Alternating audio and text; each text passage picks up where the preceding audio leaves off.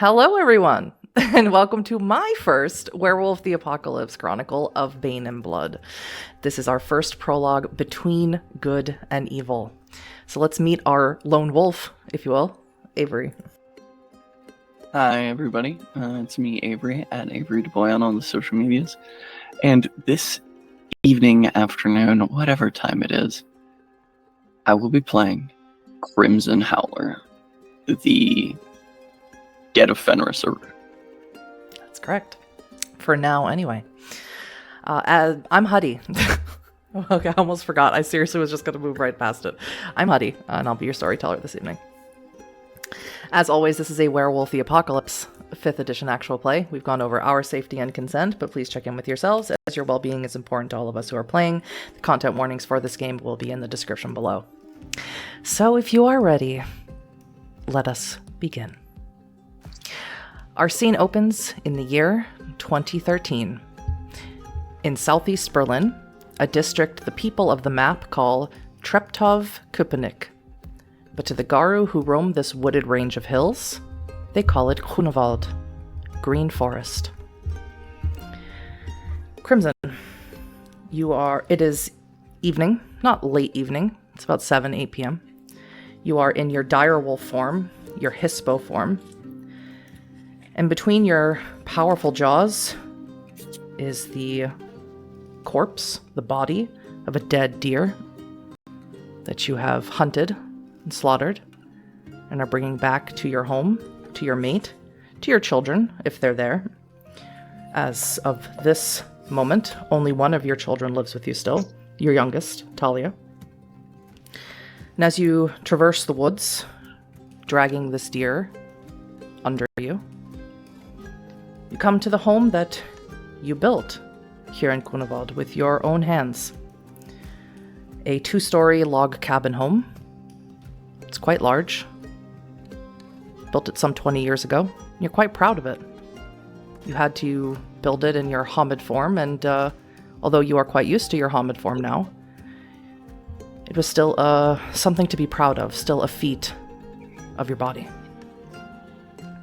As you approach your home carrying the deer, you see that there's only 1 or 2 lights on in your 2-story home, and massive windows that look out over the forest range, over the wooded hills. You see your mate, Margot, in the room of your daughter, Talia. And you see Talia in there as well. They seem to be having an argument of some kind.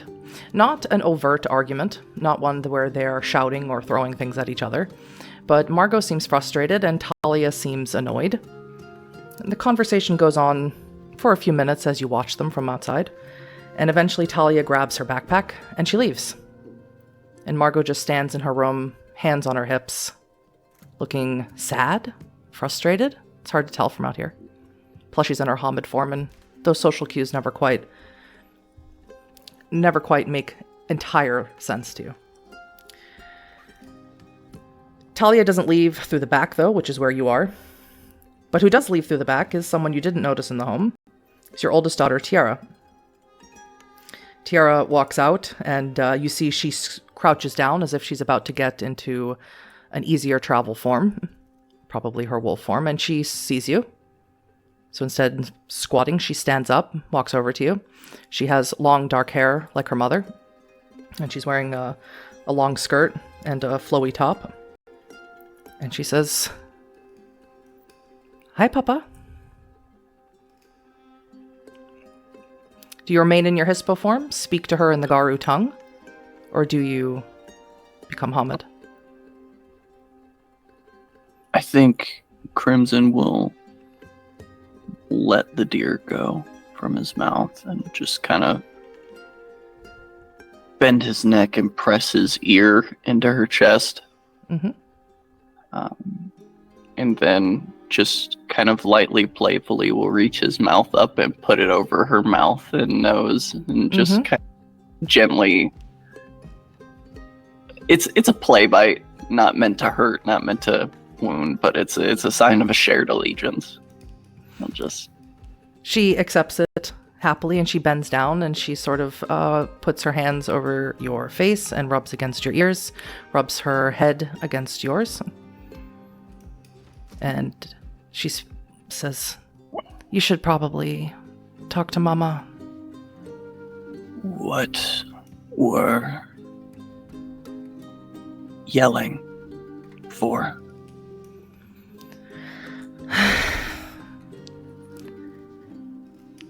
Really, you should talk to Mama, but Talia's dropping out of school, or she's not continuing her education.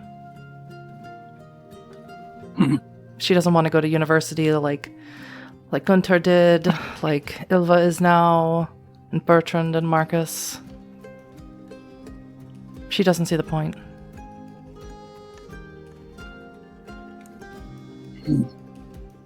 You are oldest pup. Make her see point.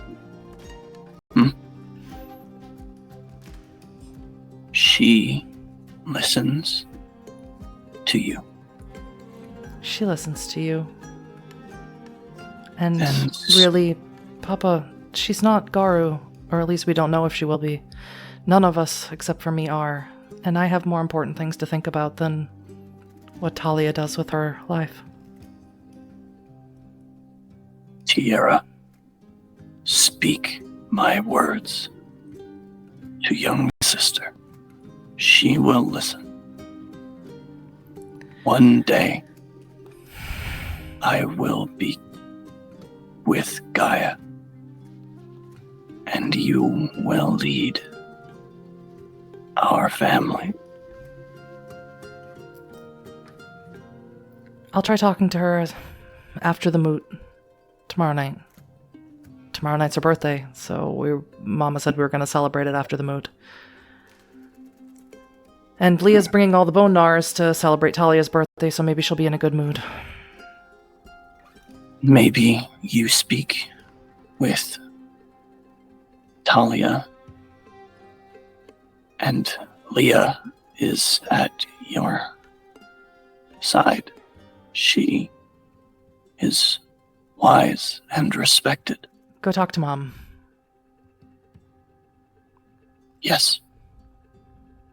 And Tiara walks off into the woods. You watch her squat down, turn into her lupus form, and race off towards the city lights, not away from them.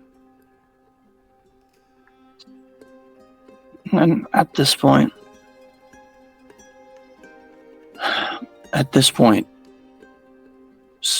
Crimson is a nearly horse-sized, massive, steel gray wolf front to back. Snout covered in blood, one of the reasons he's called Crimson Howler.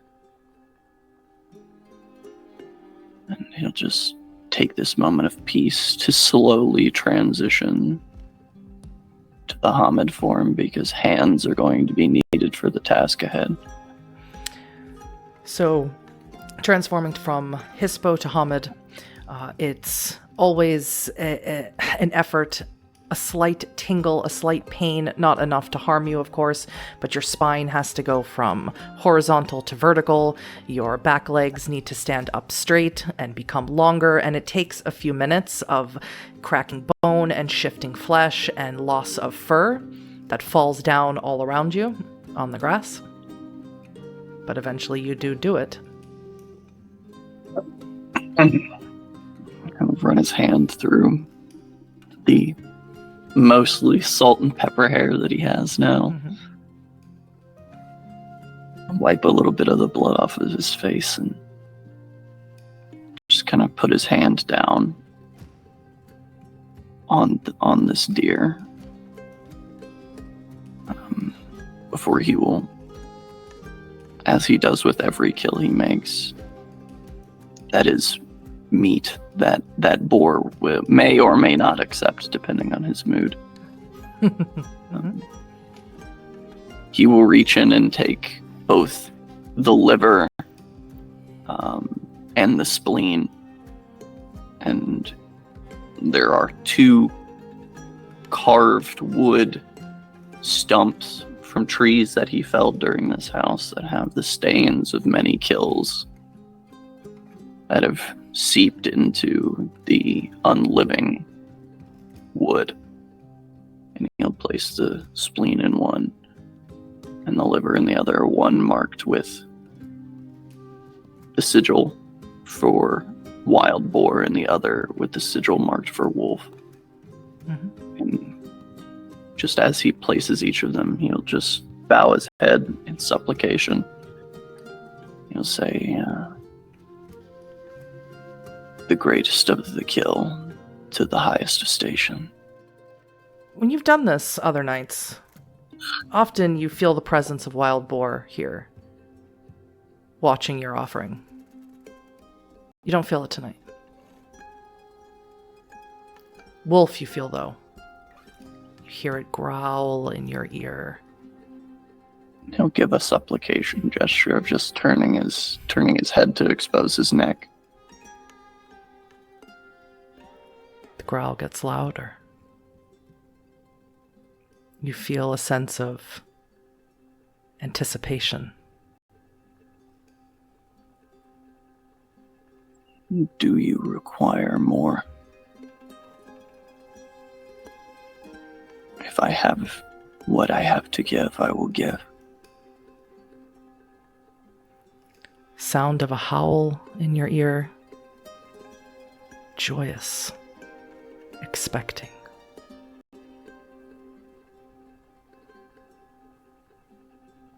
My ears will listen for you. And he'll head into the house. As you head into the house, Margot is no longer in Talia's room. She's in the bedroom, the master bedroom and upstairs. You can hear her moving around. Do you do anything before approaching her? He'll clean up. Mm-hmm.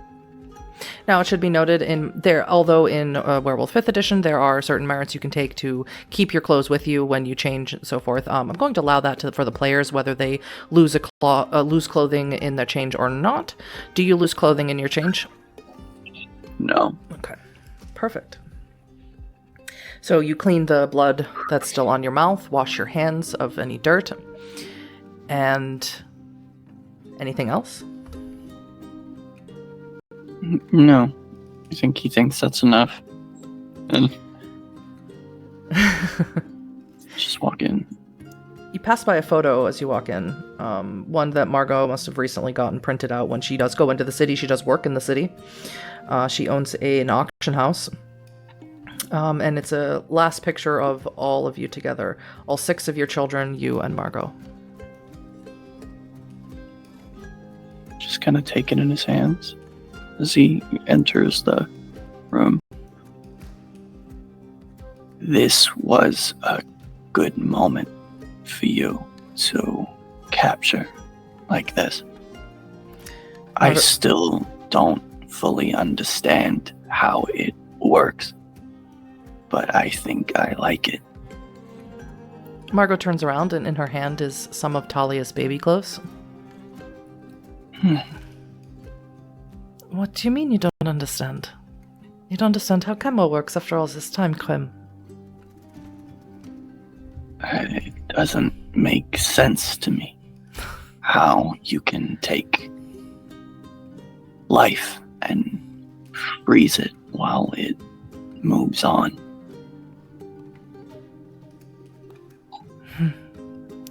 Think of it like a spirit of light that captures a moment in time. Do you ever wish to entreat that spirit to go back? I miss when they were small and not so loud. Maggie, as I said, has long dark hair, like Tiara, like Talia. It's long, dark, and curly. She has a lot of freckles and bright blue eyes. Some of it is graying now, her hair. She's in her early 40s. And as you mentioned, going back in time, you can see that she tries to hold it in, but can't, and you see tears forming under her eyes. I don't want to go back in time. Krim, I don't know. The humans call it empty nest syndrome. can't believe that they're all gone. Talia, too, wants to go. She's only 15. I mean, I know she'll be 16 tomorrow, but she's only 15, and she doesn't want to do school anymore. She just wants to start working and start living her life. She's tired of waiting for her life to begin. Can you imagine? She has not seen. I can't make her see. Only Luna can make her see. Don't get me wrong, Krim. I'm not unhappy that only Tiara was chosen by Gaia. It means that our children can live lives outside of this war, outside of the apocalypse. They can affect change in the world without this burden.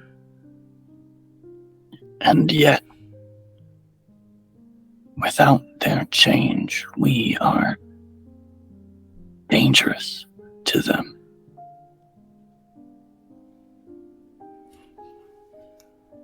I want them to be close, and yet I know what we are, and it is dangerous to them. It is, but it's a danger that they are willing to risk. They haven't seen. They don't know the risk. But it is not their fault that we brought them into this world. And we cannot abandon them. Never. They are our pups, Maggie. We will carry them. She walks over to you with a onesie, a light blue onesie that was Talia's, and she puts it in your hands. It's very soft and small. What about one more?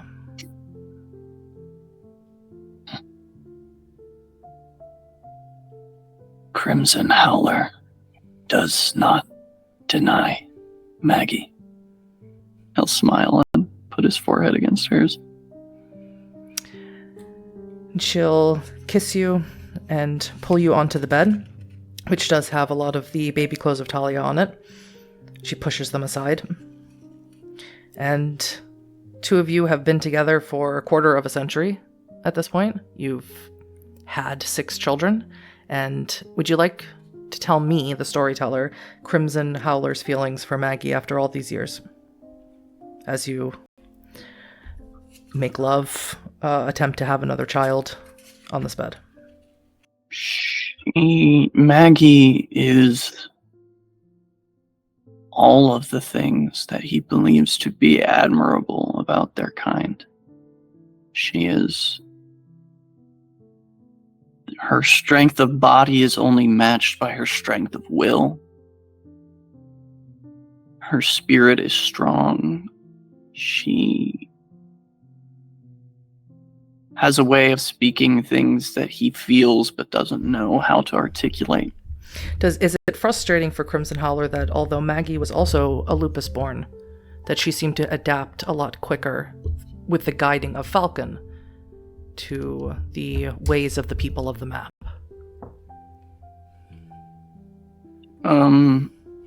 I think he truly has some level of trepidation with Wolf on that matter, and it has nothing to do with Maggie. Care to elaborate? Wolf has made him very excellent at many things: hunting, killing, feeding, providing. But he's also intimately aware that Wolf has crippled him in other ways. That he doesn't know how to relate to his human children as well as his wife does. Certainly gives him feelings of absent father syndrome at times, even though he's there and trying. He simply doesn't understand their struggles when they talk about university. He's lost when they talk about I got in a fight with my friend and he's asking what's the matter with that. I thought that was normal. And he was chosen by a spirit of great primal strength, and he is thankful. But being thankful for something doesn't mean you can't acknowledge its shortcomings. Certainly. Would you say of your 6 children that you are closest with Tiara because she is the only one of yours who is Garu? I think in a very strange way, he's closest with Jürgen. With Jürgen. Because he is the oldest of the boys. He's Tiara's twin? Yes. He struggles with feelings of inadequacy. He desperately wants to live up to the name of something he has no claim over. And those are things that Crimson can understand. As this taking over of passion comes to an end, and you lay together with your... Would you call her wife, or would you just call her maid? I don't know if you ever formally got married. He would call her whatever she wanted to be called. Even if that was just by her name, that would be enough for him. For the purpose of this, I'll call her mate. You lay there with your mate, and she lays on your chest, and she can tell that now that this has passed, this, pardon the terminology, this momentary lapse of task at hand, you can tell that she's stiffened a little bit, she's less relaxed as soon as it's over, and that you can already feel her mind moving around as she lays against you. Thinking, always thinking. Your thoughts circle like falcon's wings. What are you? Where have you gone? I'm thinking about what Nightmist is calling the moot for tomorrow. You know, he called it. It wasn't me. No one told me. I assume that the agents of the Wyrm are moving. There's movement happening in Berlin or somewhere deeper into the forest, or the cairn is under threat. I don't know what it is. I don't know why he'd call a moot and not just tell me what the problem is, or tell us what the problem is. And it makes me uneasy. He's so hard to read, Krim. Not that you're easy to read, but he's harder. He is strong. Yes. And it's so selfish. I don't want Talia to hate me tomorrow, too. Why would that happen? Tomorrow's her birthday. Schatz. Ich weiß, aber warum? Wollen sie fressen dir? She's already mad at me because I want her to go to university and get a good education while she can. I don't want that we can't celebrate her birthday, her 16th birthday, on her birthday, because of whatever Nightmist is planning. Do you want me to go to him? He is my brother. I will go. I know you will. Perhaps you could speak with Boar when you patrol tomorrow. He was quiet tonight. I left an offering and he was not there to receive. That's very strange, Krim. You should have told me that right away.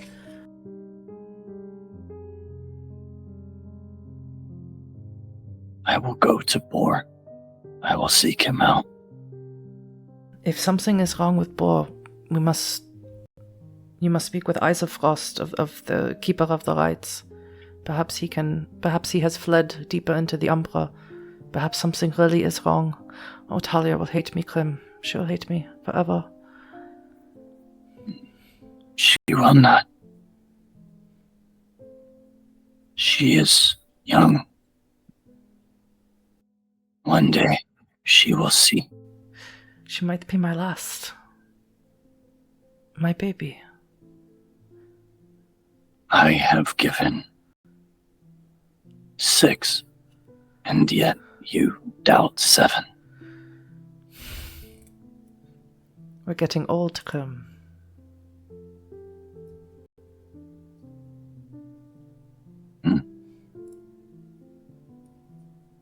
There is no... And he'll just stop. We will not become old. That is not the way of our people. You're right. We are older than I ever expected to get. She will not hate you. She will be sad for a time.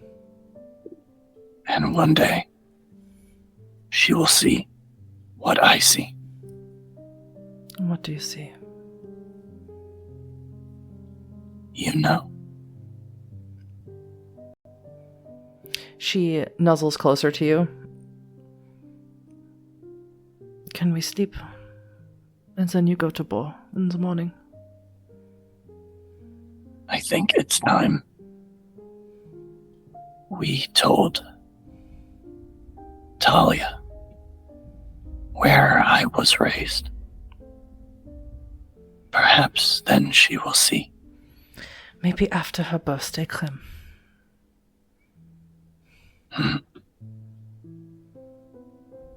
Yes. He'll just nuzzle down into her, just forming his body to hers like a glove. As when you lay together, sleep together, you very much, it's the only time you really see Maggie convert to the form that she was born with, or she very much curls herself forward, even in her Hamid form. It's very much like you would see wolves sleeping in a den, as nose to anus as possible. It's still being in your Hamid form and together. And as you sleep, Krim, I need you to make a roll for me. Do you have your sheet out? Sure do. Oh my god. Can you make me an intelligence and awareness roll? I can't. Intelligence and awareness. Not a great pool for me. Don't expect it would be. Do I have any rage today right now? Yes, you're at 2 rage. Okay. Then You that's haven't only gotten going your to good be- night's rest yet, so only- the base is 2 rage. Only going to be at 1 regular dice and 2 Let me 2 know red. if you get a brutal outcome or a brutal failure. I got 1 success with a brutal sitting. Okay, so that is what we call a brutal failure. You're going to fail the roll. If you got 2 of those brutals, that's called a brutal outcome. Something bad would have then happened in bed, but luckily that's not the case. So with a brutal failure, you're not going to be able to understand this interpretation at all. It's going to come in waves, in flashes of red, crimson, like your namesake. As you dream, you see the great wolf, the great white wolf Fenrir, lording over the cairn. He's massive, and his fangs drip with blood. He holds Falcon in his mouth, its neck broken. You look beyond him, you see stag, rat, unicorn, all of them huge gashes in their necks, bleeding out onto the ground.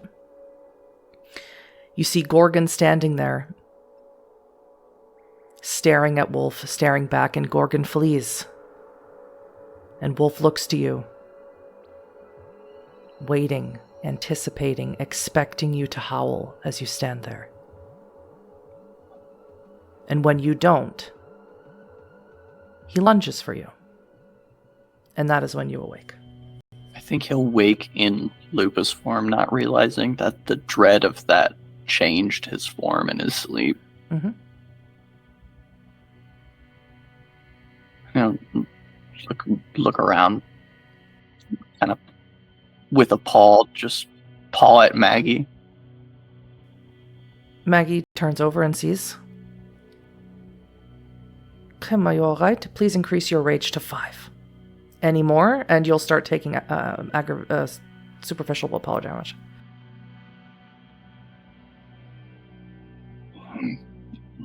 No, it's wrong. It is all wrong. The rage within you, Krim, is barely at the surface. You can't help but bare your fangs, your ears are back, your whole body is practically vibrating with anger. You cannot go to the moot. Get the children. Go find. What are you talking about? Krim. Something is very wrong. I have seen, but I do not understand.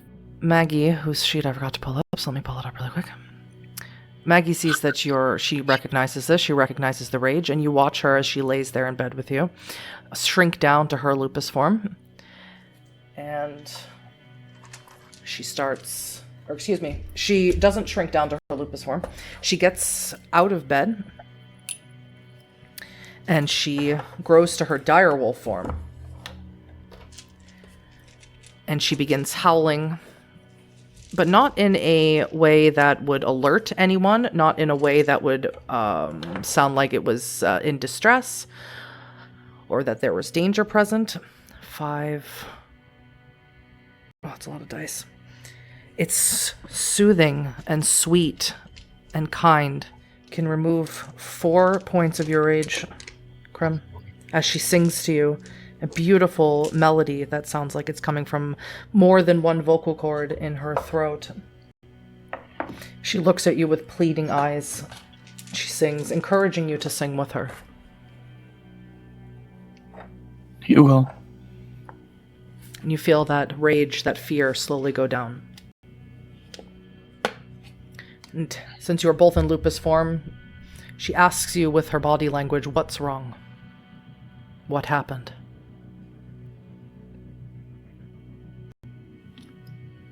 Gaia showed me vision. Wolf, slaughtered, falcon, rat, unicorn, stag. Maggie's eyes grow wide, and she growls. She insists that you speak to Boar. I will go. I need you to find Tiara and Leah. Gather unicorns' children, stags' children, rats' children. Bring them here. Do not go to Marcel. Maggie, who is Silverfang and leader of the Cairn, very sternly says to you that she will allow, or indicates that she will allow no Garu to threaten the Cairn, threaten her family, or threaten the tribes. That they will meet and deal with Nightmist tonight. He is too strong. Wolf guides him. And Wolf, he'll fully stop, knowing the implications of what is both on his mind and soon to be on his tongue. Wolf is sick. She shakes her head. She doesn't believe it. I've seen it, Maggie. Wolf is sick with blood.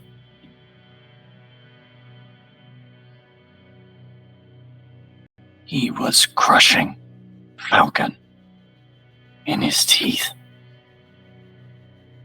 And he is strong. Maggie reverts to her Hamid form, bends down to you, puts your wolfy face in her hands. If Wolf is sick, then we will heal him. If Marcel is sick, we will heal him. We are Garu, Krim. We will not let Get be the White Howlers.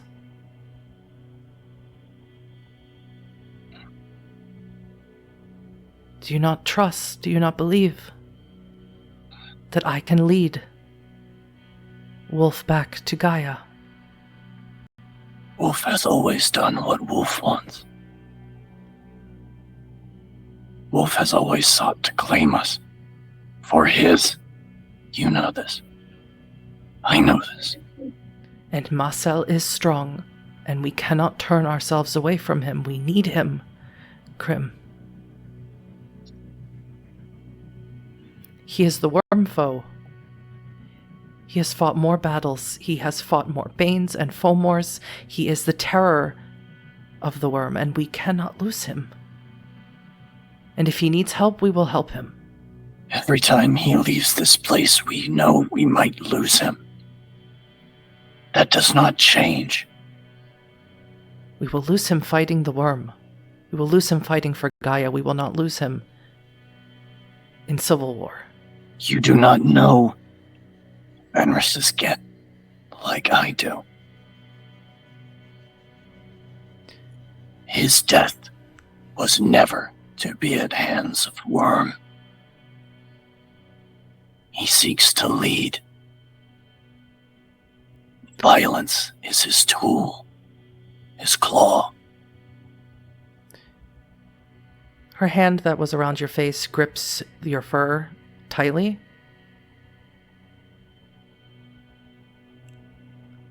I rule. And I will kill him.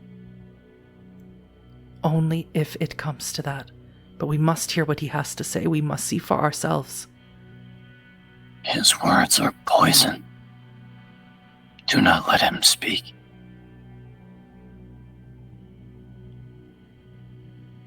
You sit on the council same as he.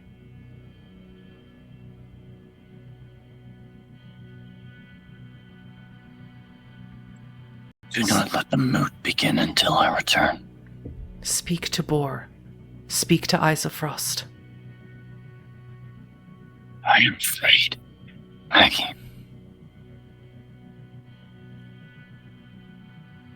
Of what?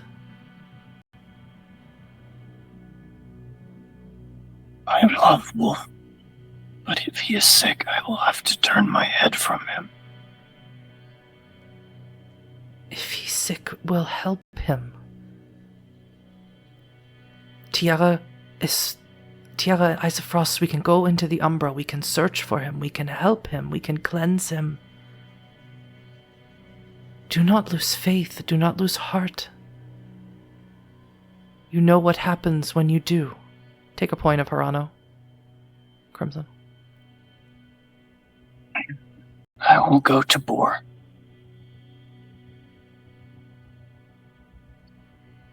Please. Gather our children somewhere else.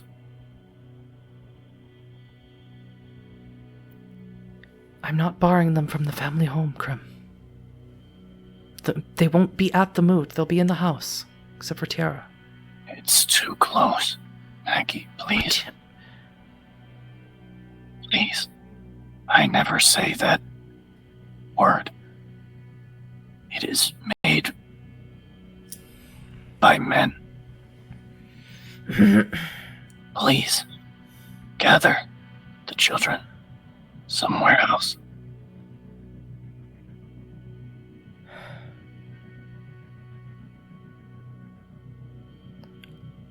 Lilette has a cabin here. I'll ask her if they can stay there. Thank you.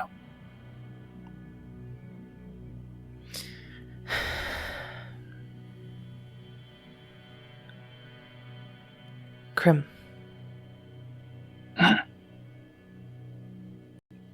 I'm a queen. And I will rule this land. I will protect this cairn. And I will kill Nightmist if I have to.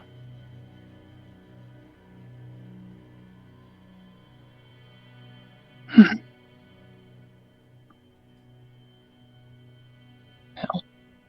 turn his neck and expose it in supplication to her. She'll bend down and she'll kiss it. You need to eat breakfast. I will eat once I have spoken to Boar. I'm going to go into the city, find Yogan, and pick up Marcus and Bertrand from college. Bring home smoked pig. Ja klar, kann ich machen.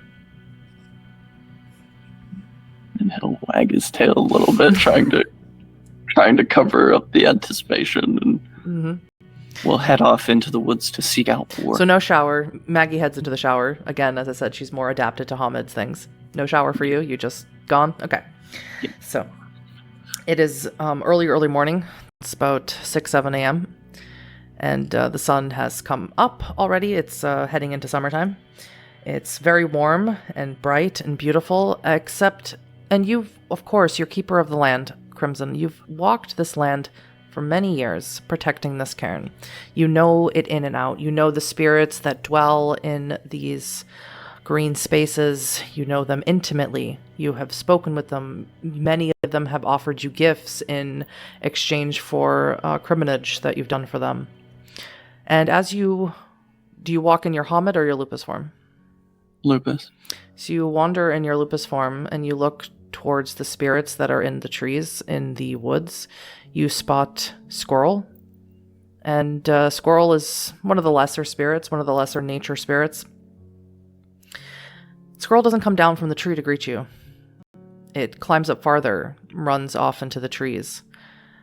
Oftentimes, butterfly will fly past your ear, fly under your chin just to greet you. It's not a gift that you're particularly good with, but it is a gift that Maggie has. It's a gift of sort of presence. Butterfly does not approach you at all. You don't see them at all. You see off in the distance deer spirits that don't want to interact with you. It's very, very strange.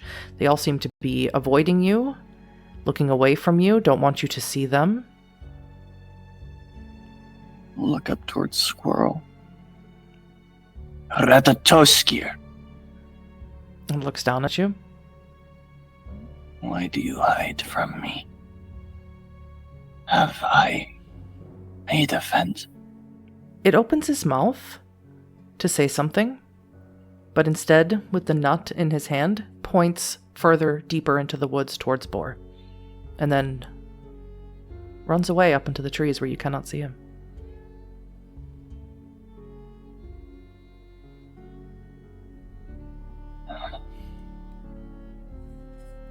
I hear you, Ratatoskir.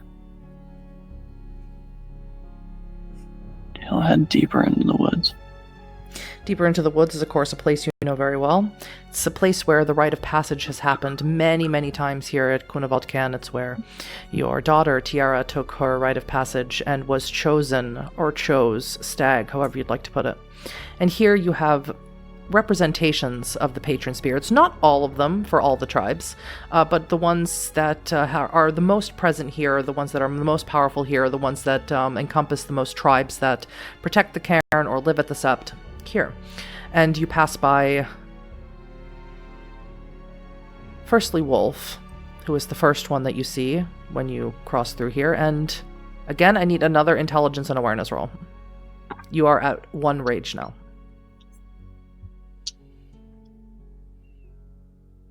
One success, and it's on a red die.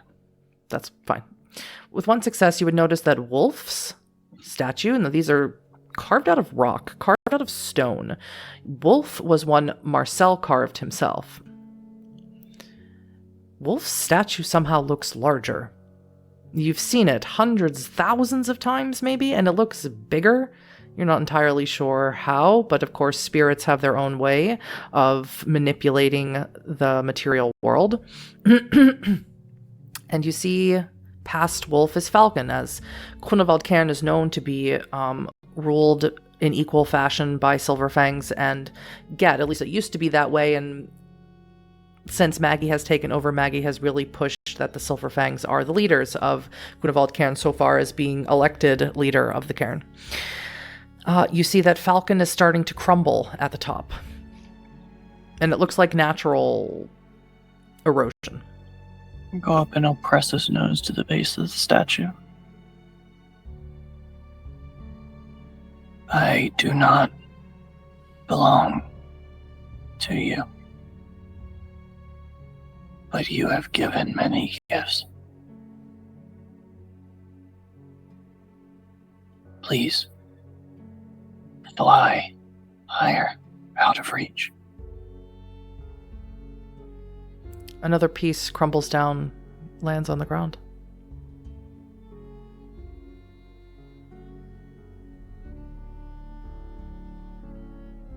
I will find you one day, and we will speak. You pass by more. You pass by Stag, the patron spirit of your daughter's tribe. It too, one of the antlers seems to have cracked off. You see it on the ground. You see Rat, Gorgon, and Unicorn. All of them also are looking dilapidated, eroded away, although you just saw here last night they looked fine.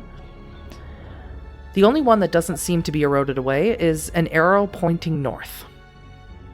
And you know this one is the patron spirit of the North Wind.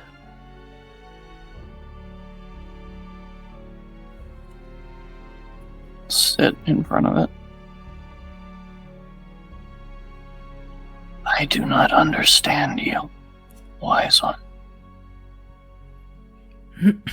You feel a breeze from the north, gently, oh so gently, pass by your face.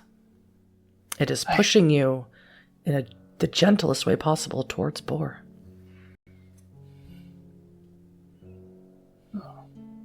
Walk with me, wise one. He'll head that direction.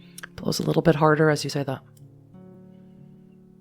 And does follow you all the way to the center of the cairn, the place of power, as we would call it, where Boar's field is. And as you cross the barrier here, every time that you've gone to see Boar, which is almost a daily occurrence or a nightly occurrence, the cairn has a special quality to it. It feels a certain way based on the powerful spirit that protects it, that gives it its power. And one of the things that Boar has done is Boar has protected it from the view of humans. Germans, people of the map, love to go hiking. They can't find it here. And the only reason why your children can come here is because they are being guided by tribes who are blessed by Boar. Boar is allowing them to come into the space that he is protecting. And you feel a sense of protection while you're in the cairn. All tribes do. You feel safe, watched, protected, loved, cared for. It's a symbiotic relationship. It's a relationship where you protect Boar, he protects you. You don't feel that today. You don't feel protected. You feel exposed, raw, like skin peeled away and exposed bone. It's a terrible feeling as you approach the field. And the field doesn't look right. It looks yellowish. It's not verdant green like it usually is. And the flowers are drooping. They're not perky. The bright blue sky from the canopy of the trees looks cast over and gray. And Boar is laying down in the field. My old friend, what troubles you? Boar lifts up his head, and you see he's missing a tusk. No. It's broken off at the base. Crimson will run to him. Mm-hmm. And I think in mid-stride will take the Hamid form and just kneel down. What happened to you? Boar winces and groans. Did Wolf do this to you? Wolf. Corruption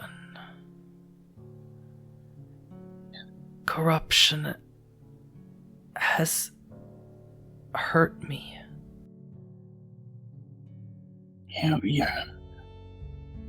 Where's your tusk? I'll bring it to you. We can fix this together. You and I. We've done so much. Heal the tribes. Heal the land. Old friend. I can't leave you like this. Heal the tribes. Heal the land.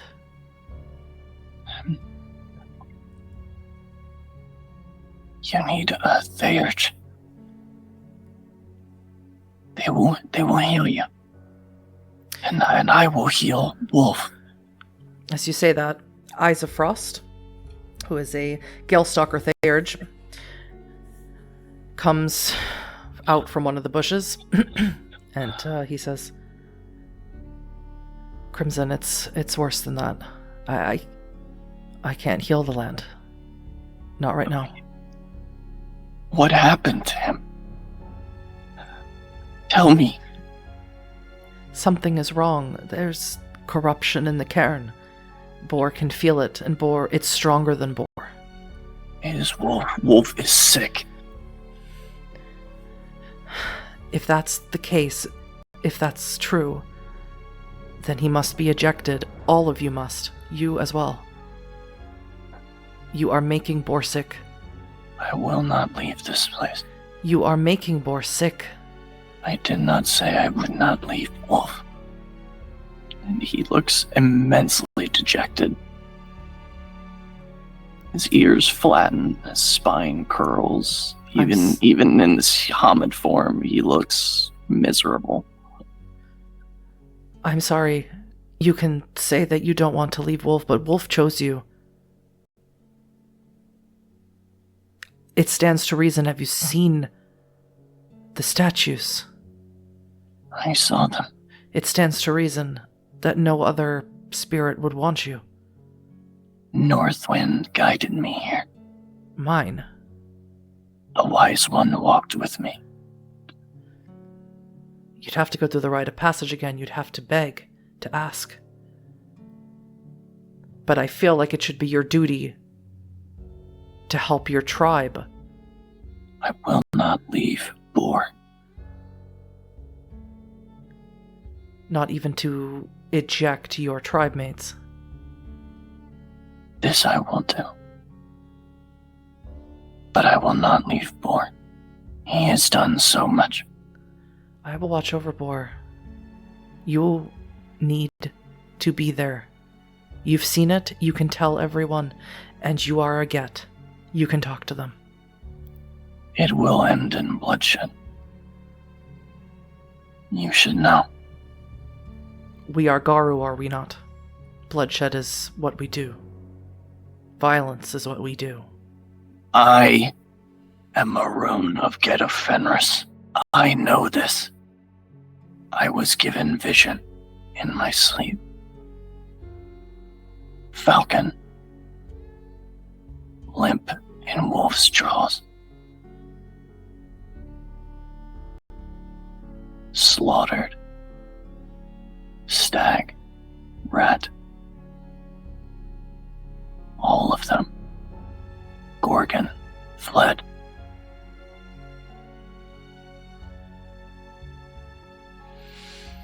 I have seen it. Eyes of Frost. I will make the call. I will do the howl of assembly. I will call for help from the other cairn. The Moonlight Cairn. If it comes to bloodshed, they have warriors. They are small and insignificant, but they have warriors. They have their own spirit that protects their cairn, that blesses them. Perhaps if we come to Marcel in numbers, he will flee. Or he will die. Either way, The corruption needs to be healed before we can heal the cairn, and that is of utmost importance. Yes. Will you really leave Wolf, Crimson?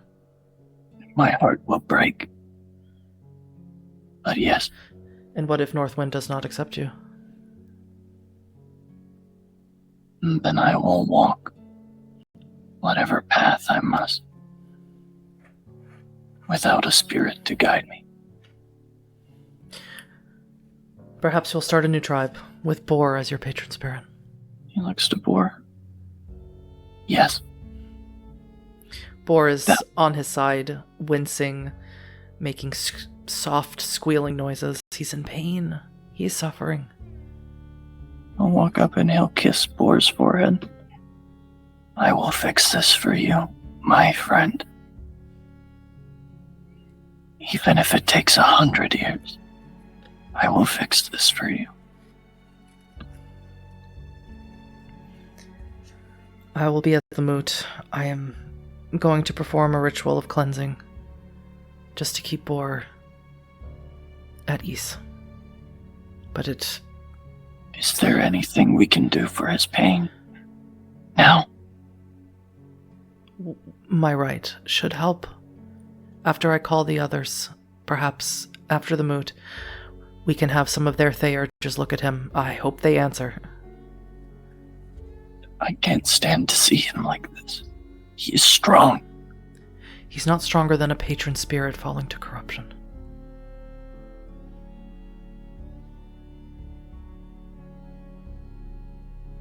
Boar is an avatar of Stag, you know this. I do not understand the ways of spirits. You should talk to your daughter sometime. She's quite the savant. I try, but our words are riddles, like yours. I'll stand by you, Crim. If you turn on us, though, I will kill you. If I turned my back on you, then I stopped being Crimson Howler.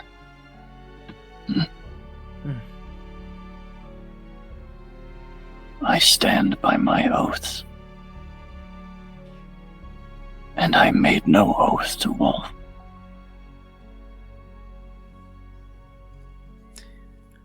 We all did during our rite of passage, Crimson. I know for you it was a long time ago.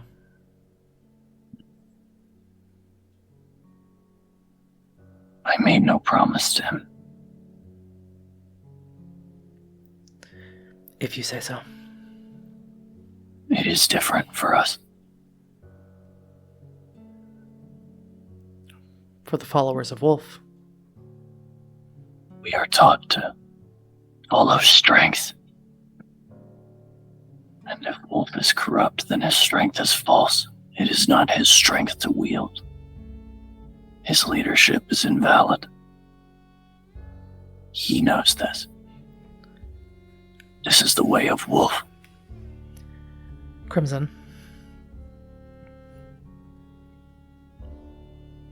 Is Wolf falling... Do you think there's a possibility that the Get will be the next dancers?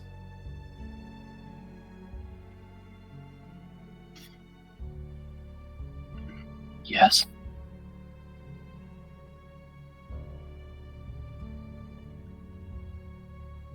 Your children should not be here.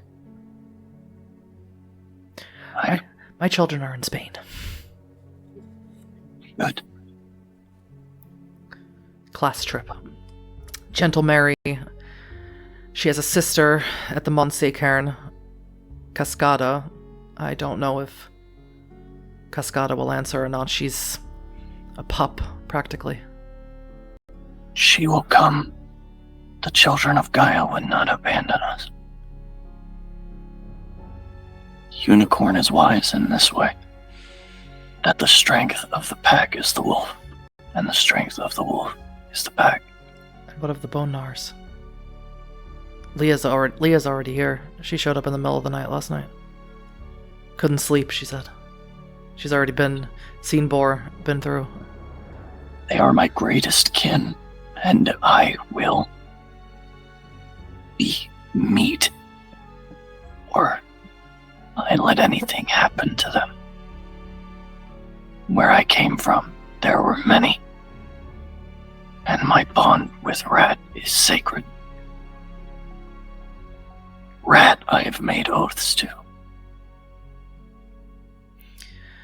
But Rat will find a way to survive.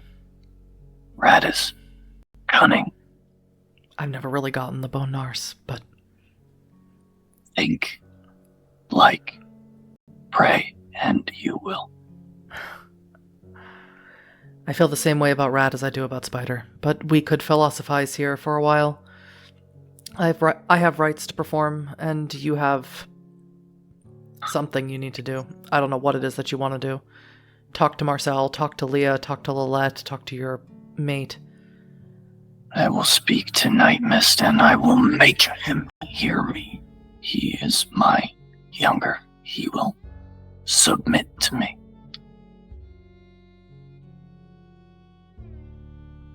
Even if I must force him to his knees. It's never really been anything I've ever seen him do, but if anyone could make him do it, it's you. He has not known my fangs. I wish you luck, Crimson. I'll see you at the Moot. Go with Gaia. And Eyes of Frost starts pulling out certain things out of his bag. He has that he has a garden. He has certain herbs that he uses, and he starts beginning his rite of howling. He shifts down into his Hispo form. And he begins, much like Maggie did A Song of Serenity, this one is much louder and carries much further, and it's a song of calling, of need, of desire for other Garu to gather.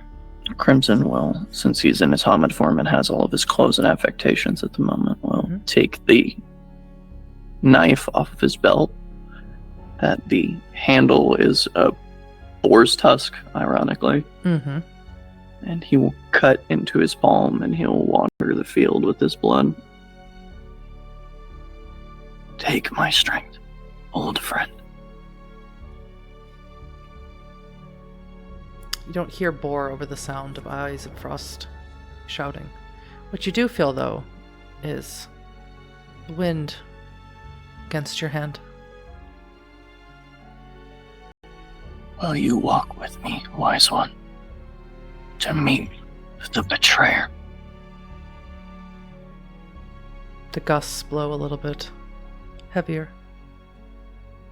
But they don't push you in the direction of where you know Nightmist's cabin is. I will follow you. Show me. They push you to a longhouse, a meeting hall that you had built that has fallen out of disrepair. It's just in a certain place where you had to kept making repairs to it. It was you were still learning. This is before you built the home. You were still learning about how to build things with your hands, build things out of wood, and you just didn't place the foundation properly, so it sinks in certain places and required too much upkeep, so it's a little bit defunct now. But this is the place where you know that Leah, when she is here at the cairn, Leah, of course, lives in the city. It's where she feels more comfortable, and all the rest of the Bone Nars do as well. But when she's here, she likes to just sort of hang out in here. She's got a little TV with batteries in it, and she keeps a lot of snacks and little accoutrements of personal effects here. And wind pushes you right up to the door, and you can hear Leah's TV on inside. Open the door, little rattling.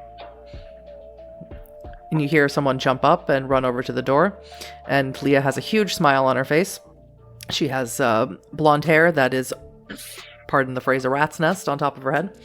And she's wearing a shirt, a band t-shirt that's all ripped, and ripped jeans. And she says, "Crimson," and she pulls you in for a hug. He'll hug her, and he'll press his lips against the top of her head. Mm-hmm.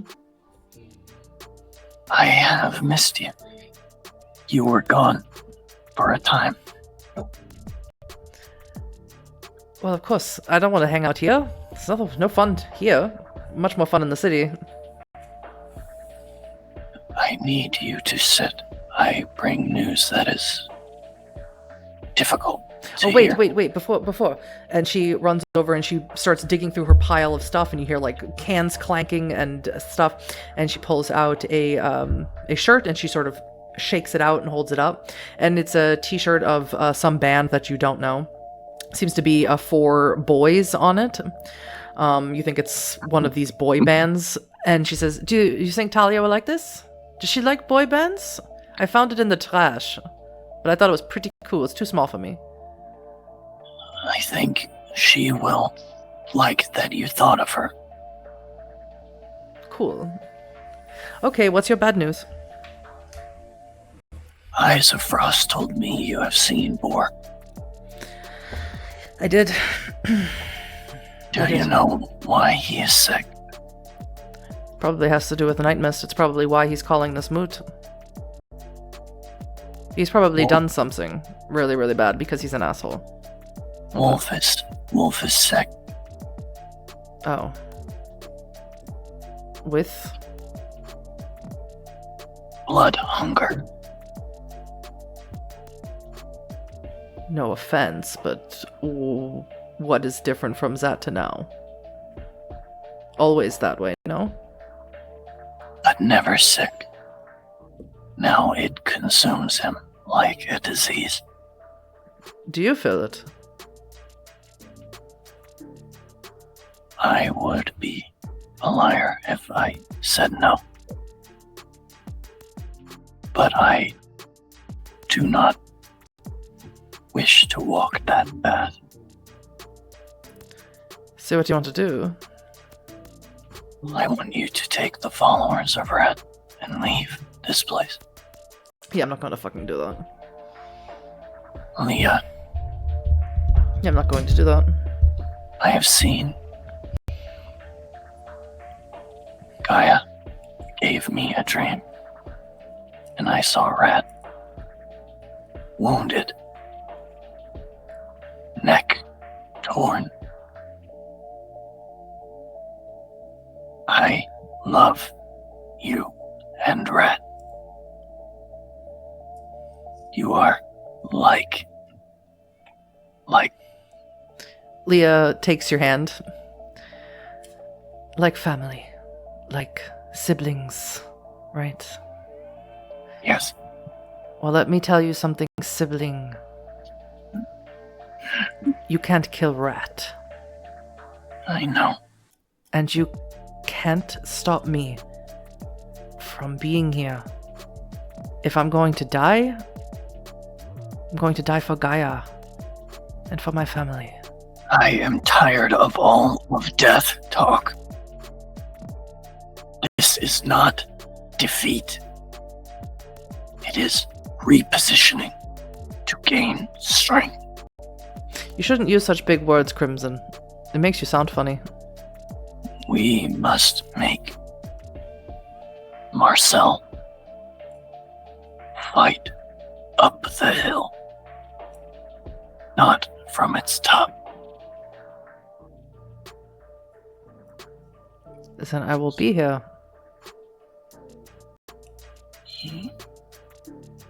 Rat is wise and cunning.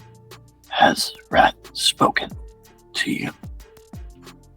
I would hear his words. Rat doesn't want to talk to you. Why? What have I done to give offense? It's your wolf. I came here not with Wolf. I came here with North Wind. Crimson, spirits are fickle. Haven't you... I mean, come on. You have enough gifts from spirits. Sometimes... I mean, have you ever asked for Squirrel for a gift? Sometimes all he wants you to do is give him nuts for 4 days straight. Ratatosker is wise and has simple needs. Yeah, well, right now, you are Wolf. And Rat does not want to be in the jaws of Wolf. I will not harm him. He knows this, even if he does not feel it now. Crimson Howler has lived a life of friendship with Rat. Maybe Maybe that was true once, but things are changing. When Crimson Howler was born in a cage, Rat was there. And you chose Wolf over Rat. Wolf chose me. You said we're wise. We choose. As much as they do. I did not know any others. I know. Maybe you choose again. After this is over, you go to the rite of passage again. Ask for Rat, if that is what you want. But as long as you serve Wolf, right now Rat does not want to speak to you.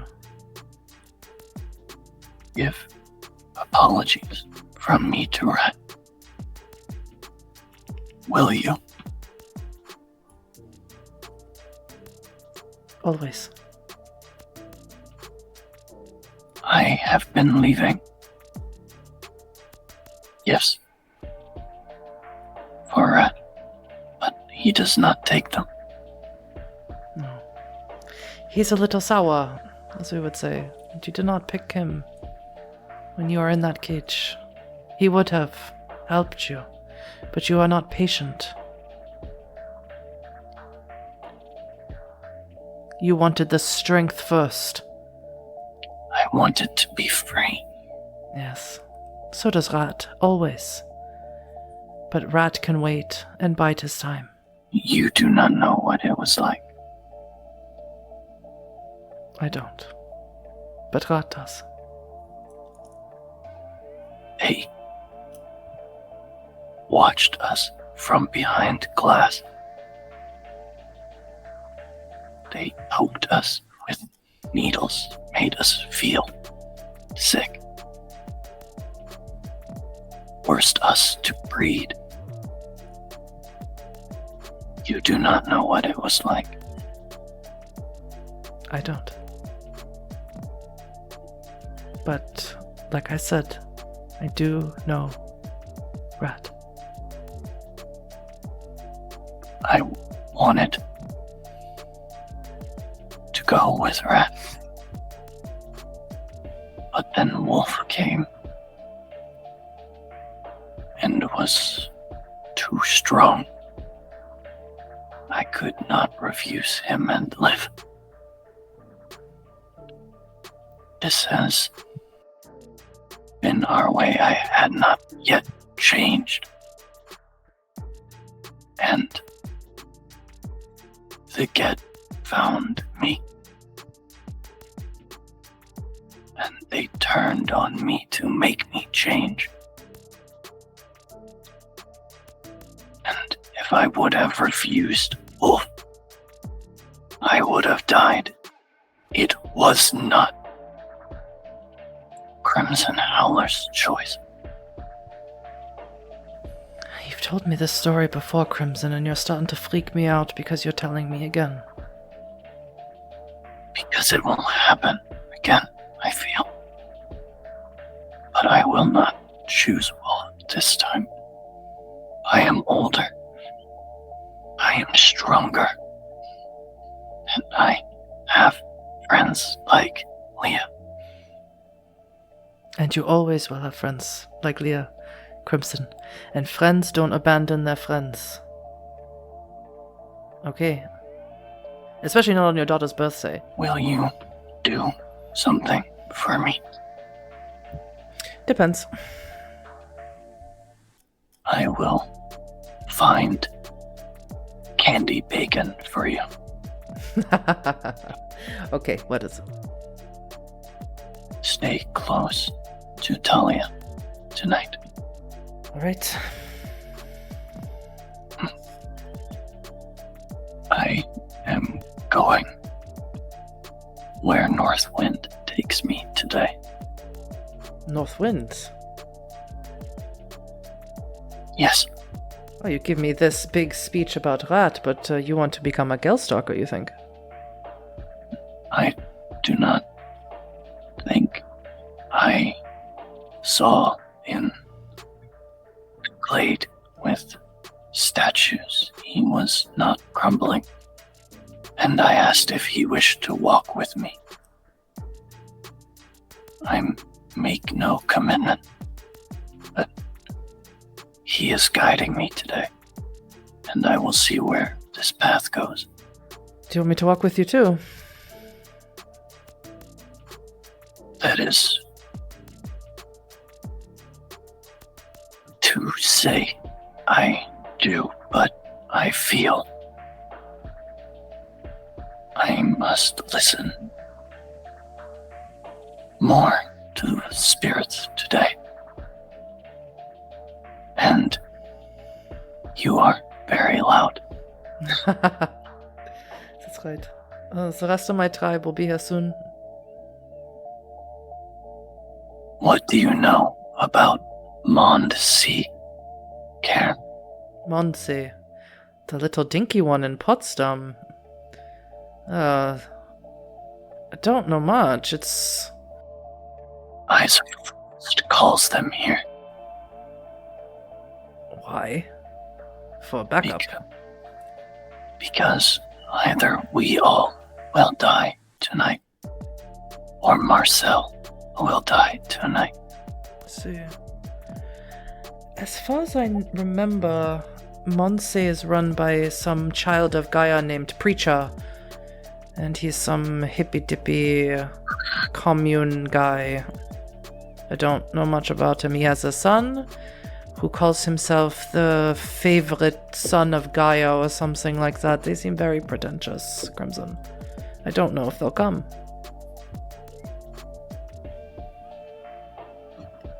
There are so few places like this left.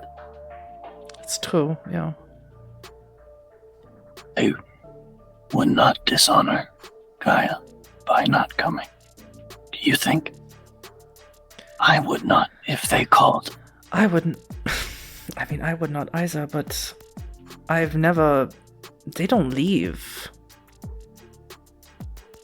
The council there is very secretive. Whatever spirit protects it, they're very secretive about it. And it's not protected like this one is here from humans. They invite humans onto the cairn. So, I don't know. I really don't know. There is a Red Talon, though. I have heard he is attempting to build renown, to make a name for himself. He's a little rough around the edges, like most Red Talons are. I don't remember his name. Maybe he'd come at the sound of a call, ready for battle. Can always count on them to seek blood. It's not so different from you. That is what worries me. If they come not to seek our blood. I think we can take him. The Red Talons, they are like crows. They wait for weak prey.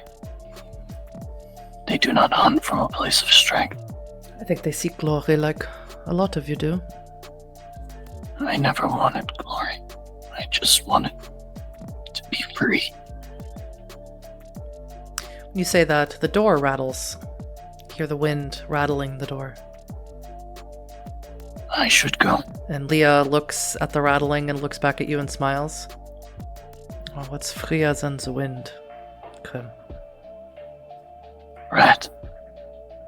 He smiles and he'll press his forehead to hers. She'll repeat the gesture.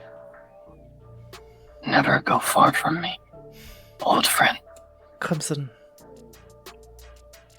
Even when I go, join Gaia in the Umbra. I'll never be far from you. Here. Always. And now. I go now. Leah sits back down in a big pile of trash in front of her little TV. You will be safe. I'll see you at the Moot. It's at noon, so not that long from now. You'll nod his head and he'll go wherever Northwind takes him next. Northwind pushes you farther and farther, closer to your home, but stops at a very small cabin. And you know this cabin to be the cabin of Lilette Savagewind, who is the warden. Lilette is someone who works under you. You're the keeper of the land, and Lilette reports to you. You give her tasks in terms of patrolling the cairn, patrolling the area, keeping her nose and ears out for anything that could be happening in the nearby woods, outside of the protection of Boar. She is your subordinate, so to speak, although she holds a place on the council as your subordinate, but she is, for all intents and purposes, under you. No, he'll knock on the door. Lilette will open it, and inside is 2 of your children. Marcus and Bertrand are here. And Lilette is there. Crimson, why are your kids here? Maggie just dropped them off.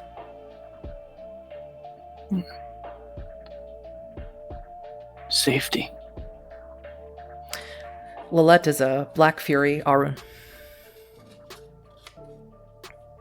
Can we speak outside? The 2 of us. Oh my god, yes. And she closes the door.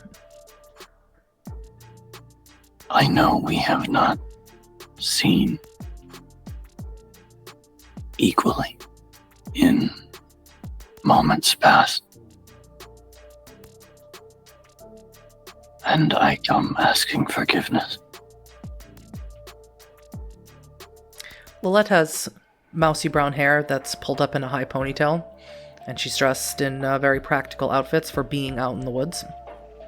Lots of canvas and browns and greens, camouflage attire. And she looks very strangely at you. What the hell are you talking about? What's going on?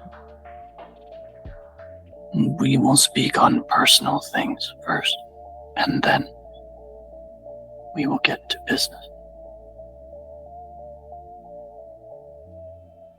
I have been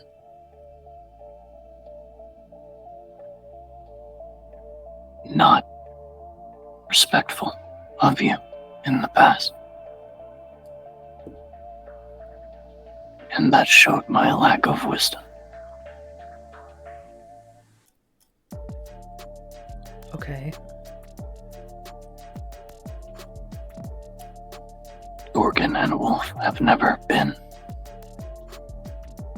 allies. And this shows Wolf's lack of wisdom.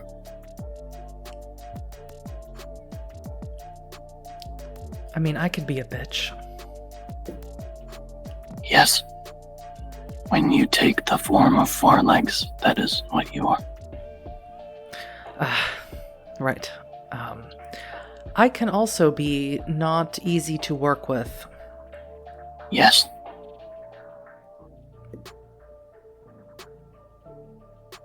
We don't have to hug, do we? No. That would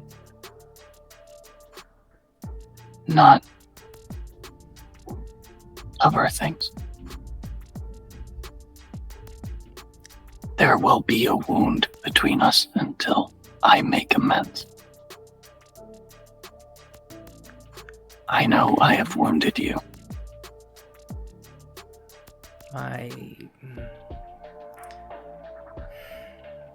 My ego, if anything. But honestly, nobody gets to hurt me without my permission. You speak Gorgon's words. I hear her speak in you. And I accept them. My children are here. Because I need your help to keep them safe tonight. Wolf is sick. He hungers for blood. More so than ever. The other totems in the glade are crumbling beneath his hate. You should see them for yourself. Boar has lost a tusk from this hate, wounding him. Fuck. I was gifted a vision. I saw Gorgon's wisdom in fleeing this place. You will flee this place.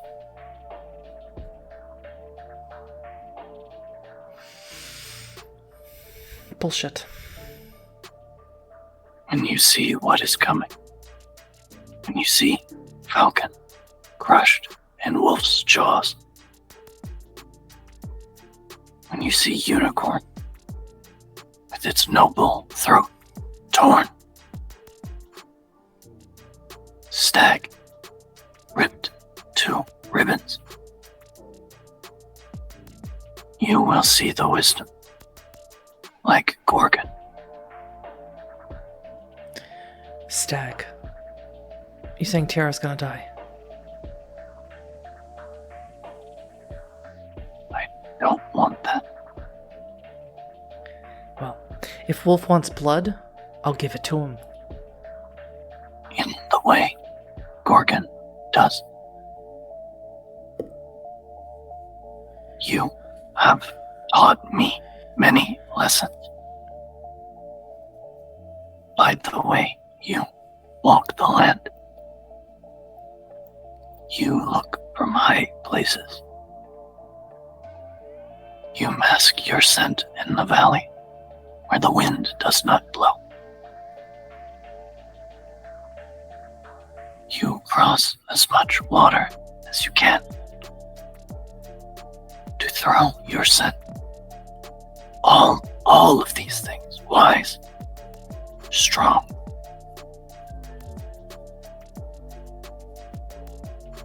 Fight him like this.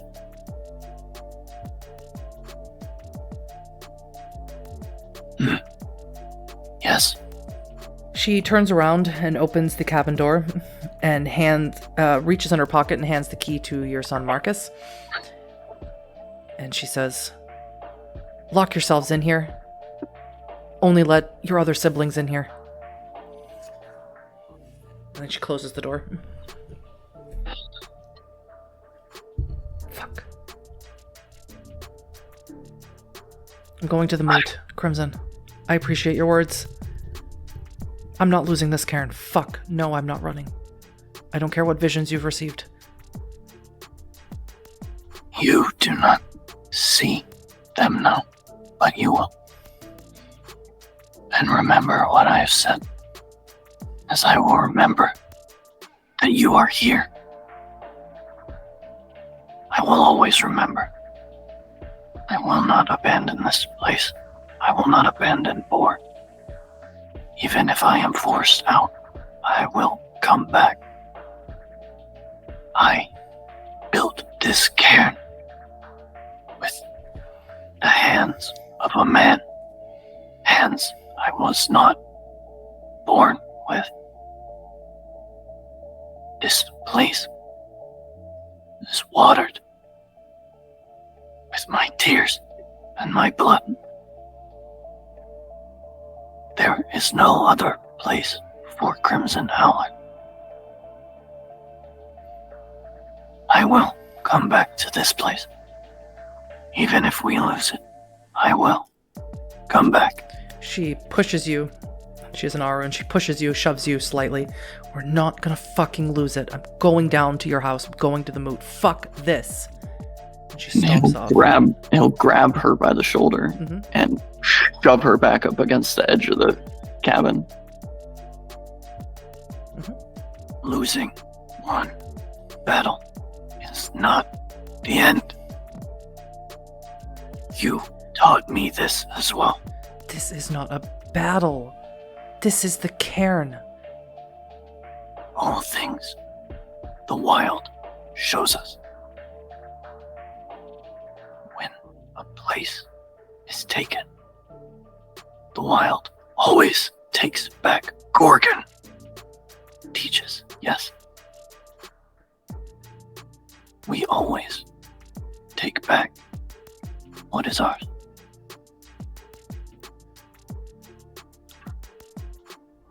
I'm going to the moot.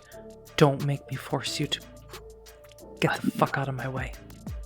I will not stop you, but you will hear me. That moment, you hear footsteps. You see your daughter Tiara, your son Jurgen, your daughter Ilva, and your daughter Talia all sort of approaching. I'll let her go. Talia says, "What's going on?" I am making my words be heard. He'll just nod to Lilette. Lilette sort of pulls down on her coat, and she begins walking up to the moot, and she sort of nudges you with her shoulder as she does so. Fiery, ill-tempered, as you've always known her. This is the way. Young as well. She's about 25. I'll turn to his kids. Mm-hmm. And Bertrand and Marcus open the door as well and peek out. Your kids range from the ages of about 25 to 15. They're all here. My children, hear me. You will go inside here. Tiara, you will come with me. You will not leave here until I come for you. Jurgen, who looks like he's been drinking all night, and he looks like Tiara attempted to clean him up but didn't do that great of a job. He looks more like you than your daughters do. Your daughters definitely have Maggie's features. Marcus and Bertrand, too, have Maggie's features, has Maggie's dark hair and Maggie's Hamid bone structure. But Jurgen looks like you. And he's already going gray. He has sort of that genetic offshoot thing where you start going gray really early. And he says, Dad, what the fuck is going on? It's Talia's birthday and you're putting us in fucking Lilette's cabin? It's a one-room cabin. There's 6 of us, or 5 of us if Tiara's leaving. I am sorry that this happens on the day of your birth, my youngest. Just tell us what's going on. While the moot happens, it is not safe for you to be out. Talia, come here. She does. He'll put his forehead against hers and kind of take her jaw in both of his hands. The day you were born, I wept. You are a great gift, and we will celebrate that gift tonight when the hard times are done. Talia wraps her arms around your neck and hugs you tightly. I am sorry for this.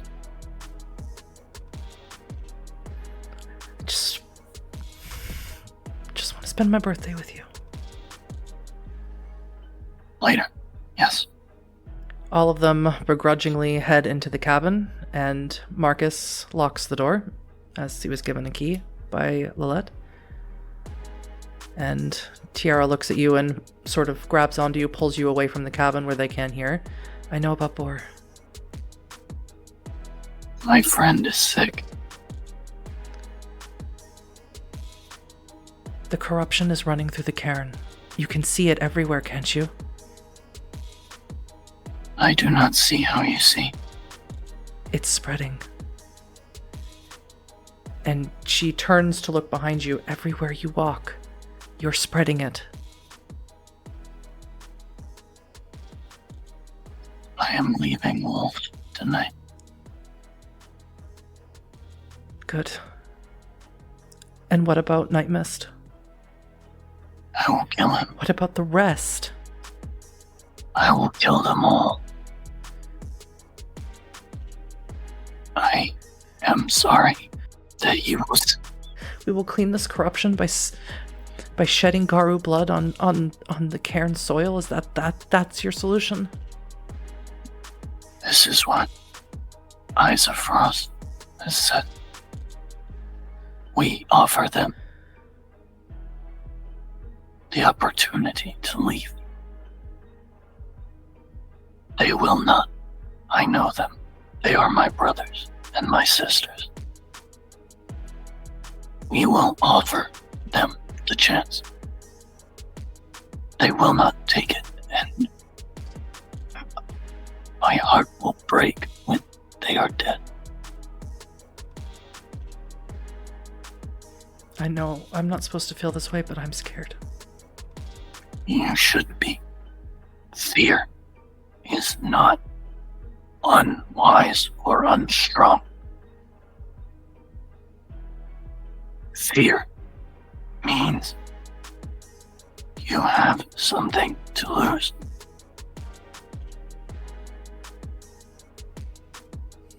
You must never let fear take the heart of you. Let's just get to the mood, okay? I love you, my daughter, and I will keep you safe. I love you, and I'll keep you safe. And Mom. If anything begins, please, Leah will be close to your siblings. Find her, protect them together.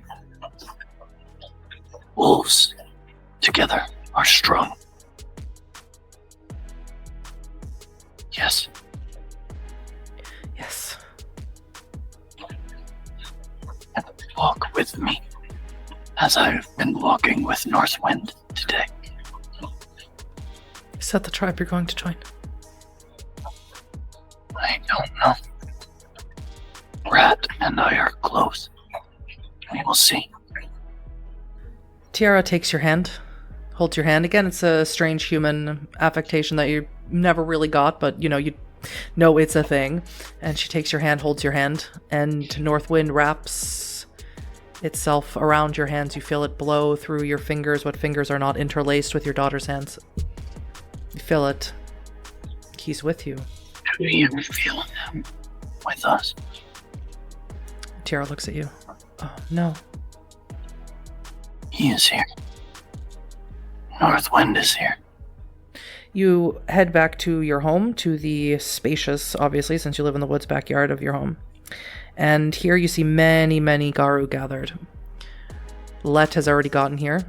Maggie is here, seated at the head of the council sort of seating that you have here. It's just all carved out of stone, out of rock, but it's the rock that sits the highest in the semicircle, sort of amphitheater-like, made out of stone. You see many of the bone gnars that Leah brought are here, sitting here. You see many of your fellow tribe, your fellow Get of Fenris.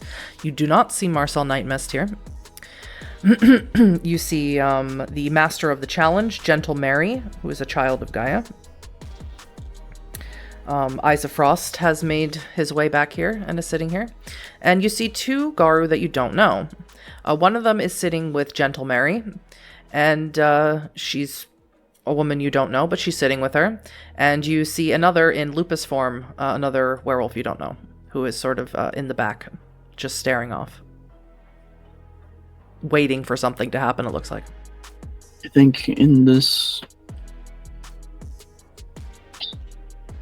Crimson will take the Hispo skin. Mm-hmm. He will walk tall and proud. And I think this might be the first moment where, in all of his steel gray Get of Fenris fur, there is one white patch, which is over his right eye. Mm-hmm. And that's new, but of course he doesn't see it. It's beyond his field of vision. Do you approach anyone? Do you approach Maggie? Do you take your seat, so to speak? What is it that you do? He'll approach the children of Gaia first. So one of them is part of this cairn, is Gentle Mary. She's the master of the challenge. And of course, her role here during a moot is generally pretty important. Generally, this is the time when grievances are aired, so to speak. So she has a higher seat than she normally does at moots, or at meetings. And she sees you, and she's very quiet, respectful. She's a ragabash. In general, she's pretty quiet, though. Her scheming or her mischievous nature comes in other ways, in sort of pranking, to teach people lessons or to encourage them to think outside the box or think outside the litany. It comes very little from speechcraft, let's say. And she looks up at you and she says, "Good afternoon." I have words with you. With me? Yes. I come for your blessing. And she looks to the woman sitting next to her and looks back at you. I will make a challenge here. Who do you challenge? You are wise and cunning. You know. I'm afraid you'll have to get in line, Crimson. Maggie has first spot. Do what you must to make my challenge be heard first. I guess we'll see if he even shows up. Have you seen him today? Not today. I asked, and she turns to him, and I asked Cascada if she saw him on the way here. She didn't. I do not know your flesh. Cascada leans forward. Cascada's, although looks similar to Mary, is much more muscular built, more lean. And she leans forward on her cargo pants, on her knees, and looks at you. My name is Cascada. I come from Monsecairn. He'll just raise his snout and get her scent. You are Lupus-born. Yes, You sound like Crookpaw. that is the lonesome one. With the red fur, yes. He is the Red Talon. Yes. We were the only ones who answered your howl. Why? That's a very long conversation that maybe is inappropriate right now. Give words that I would understand quickly, please.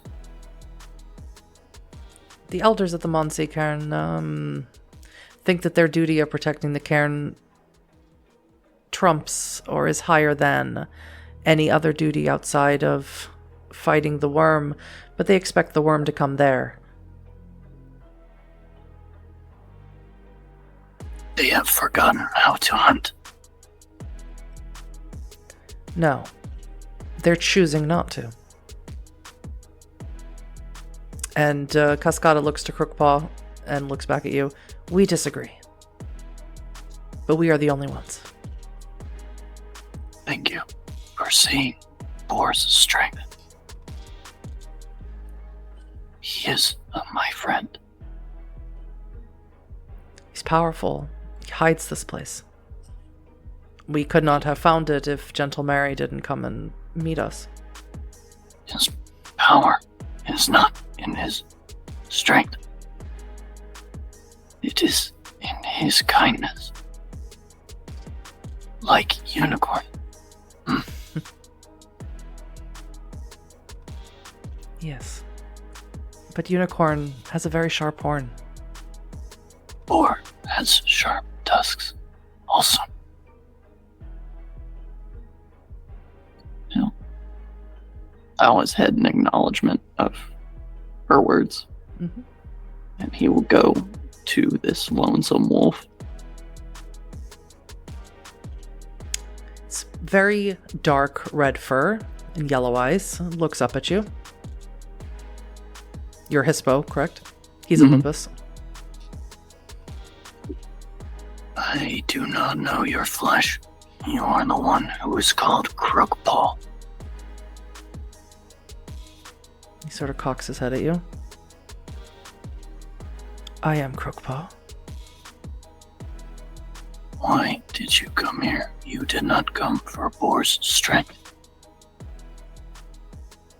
I came because someone called for help, called for battle, bloodshed, violence.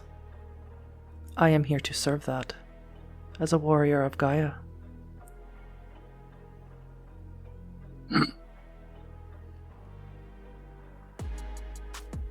Cannot turn away sharp claws.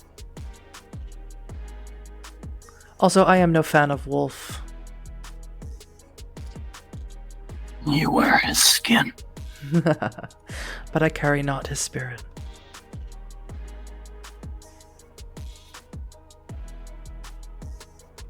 I already know how to be a wolf. I am Wolf.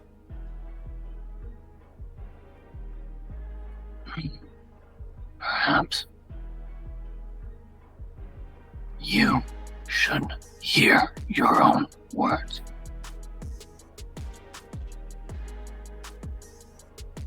Thank you for coming. I will not forget what you have done today. Have done nothing. You have done more than you know. That moment, you hear Maggie call you. And as you turn to look at your mate, you see Nightmist walking through the woods towards the cairn. He is a very tall man in his early 30s. He is around 6'5". He's about 325 pounds of functional muscle. He's originally from some province in France, but he has lived here in Germany for quite a few years. And he comes stomping through the woods, not in the way that you've seen him before. He seems to completely disregard this cairn and the nature thereof. Busts through one of the bushes that surrounds these stones. And as you look at him, you do take account that a few of your tribe's people are here, but some aren't. Not all of them are here. There's about 4 of the Get of Fenris who are here. You're missing about 3. Marcel stomps through and sits himself down on his pedestal. Walking almost exaggeratedly tall, holding his shoulders out wide in the Hispo form. Moving with the confidence that he does not often move with. Crimson will move to his place, and before he takes a seat, he'll look over to Nightmist. You and I will have words. He looks over at you. He says, "Oh, we will have words. Either many or very few, but there will be words. Crimson Howler." It will be difficult for you to speak without your tongue, boy.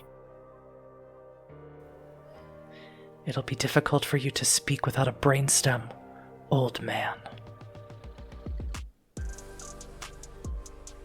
He'll take his seat. Increase your rage, please. Can do. So, as you share those words of those fighting words together, Margot stands up, Maggie stands up, and she says, "We are gathered here today because Moot has been called by our worm foe, Marcel Nightmist. Marcel, You may share your words of why you have called us here today, and then we will turn the floor over to Gentle Mary, for challenges have been called. And people tap on the stones, mostly the other Get, as Nightmist stands up. And he walks to the center of this circular area, and he stares at you specifically, Crimson. And he says, "You know that it's time. We have thrown pack after pack, force after force of these worm-tainted foes in the city of Berlin. How many Fomors must we fight? How many Banes must be sent back to the Umbra for them only to come back stronger and to wipe us all out? If we are going to be fighting a losing battle, it is no longer good enough for us to just simply fight and die and try again. Instead, we need to start cleansing. We need to start purging." And you hear the other Get behind him start to get a little rowdier in agreement. "My proposal is this. A glorious front, a glorious attack, a glorious mounting of Gaia's warriors against the Wyrm, right in the heart, in the center of Berlin. Tonight. What better way to gain her favor, to show her that the apocalypse is not over, that we are not in its death throes, than to die in screaming her name? She will bless us. She will make us more powerful in the Umbra than we ever were here on Earth. She will enact her change on many more if we just show her what we are willing to do." You speak poison. Do I? Gaia chooses. We cannot force the mother. You have grown ill, brother. Gaia chooses. And then what? Gaia chooses 1, 2, to fight, to die. And so she continues to lose hope. Because she doesn't trust us, because we betrayed her. You have betrayed do her. Not speak for the mother. And you do. No one does. She speaks for herself. She can't.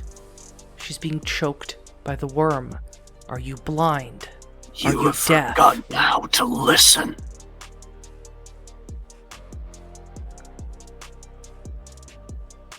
You have forgotten that we are of 3 parts. You have forgotten that we are not what you have become. And you have forgotten that our enemy is the Wyrm, and the Wyrm is everywhere, in everyone. In you. It is only those who follow Wolf who can see the truth, who are pure of the Wyrm, cleansed of it, because we can see it in everything. I followed long before you were born. How dare you speak to me of him? You spew poison. Only out of respect for our master of the challenge. Do I not put you in the ground now? Finish your manipulation. And then you will die. It's no manipulation. This is how it has to be. And if you don't see that, then you are my enemy. You are the enemy of Gaia. You do not speak for our mother. I am the only one who speaks for her. You certainly don't think of her.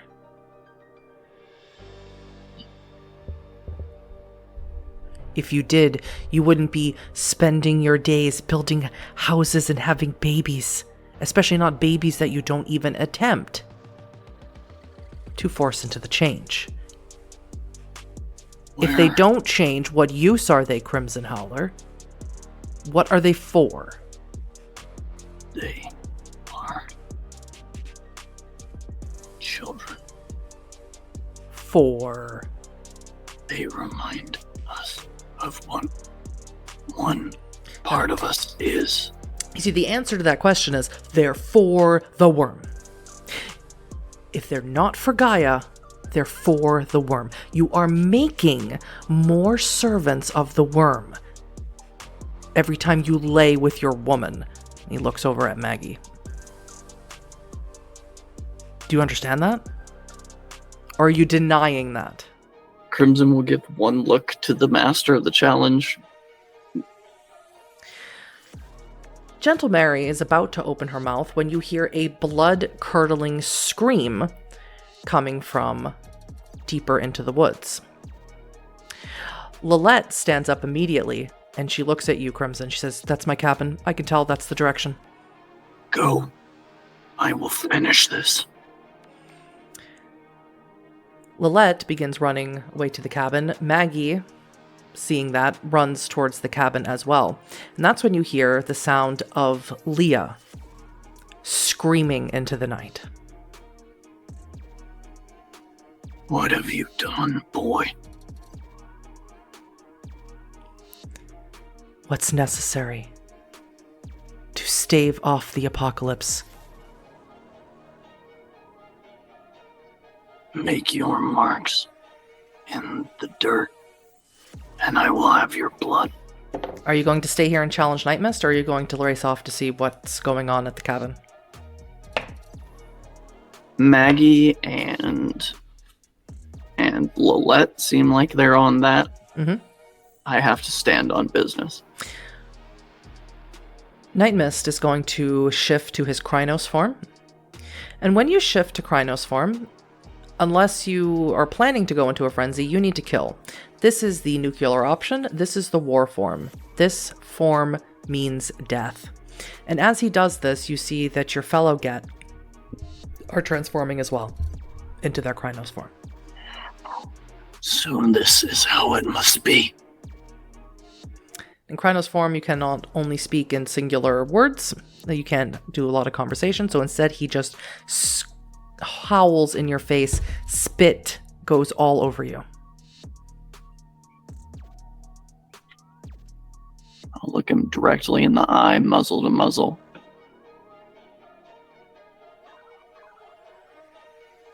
You have betrayed our mother. You've made wolves sick. And bite into his eye. You can attempt to. You are doing that as Hispo?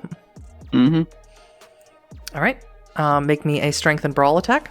In Hispo form, you get a 2 dice bonus. Mm-hmm. Mm-hmm.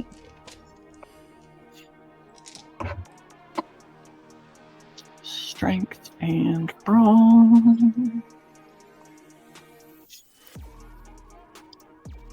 And I do have a brawl specialty in wolf forms.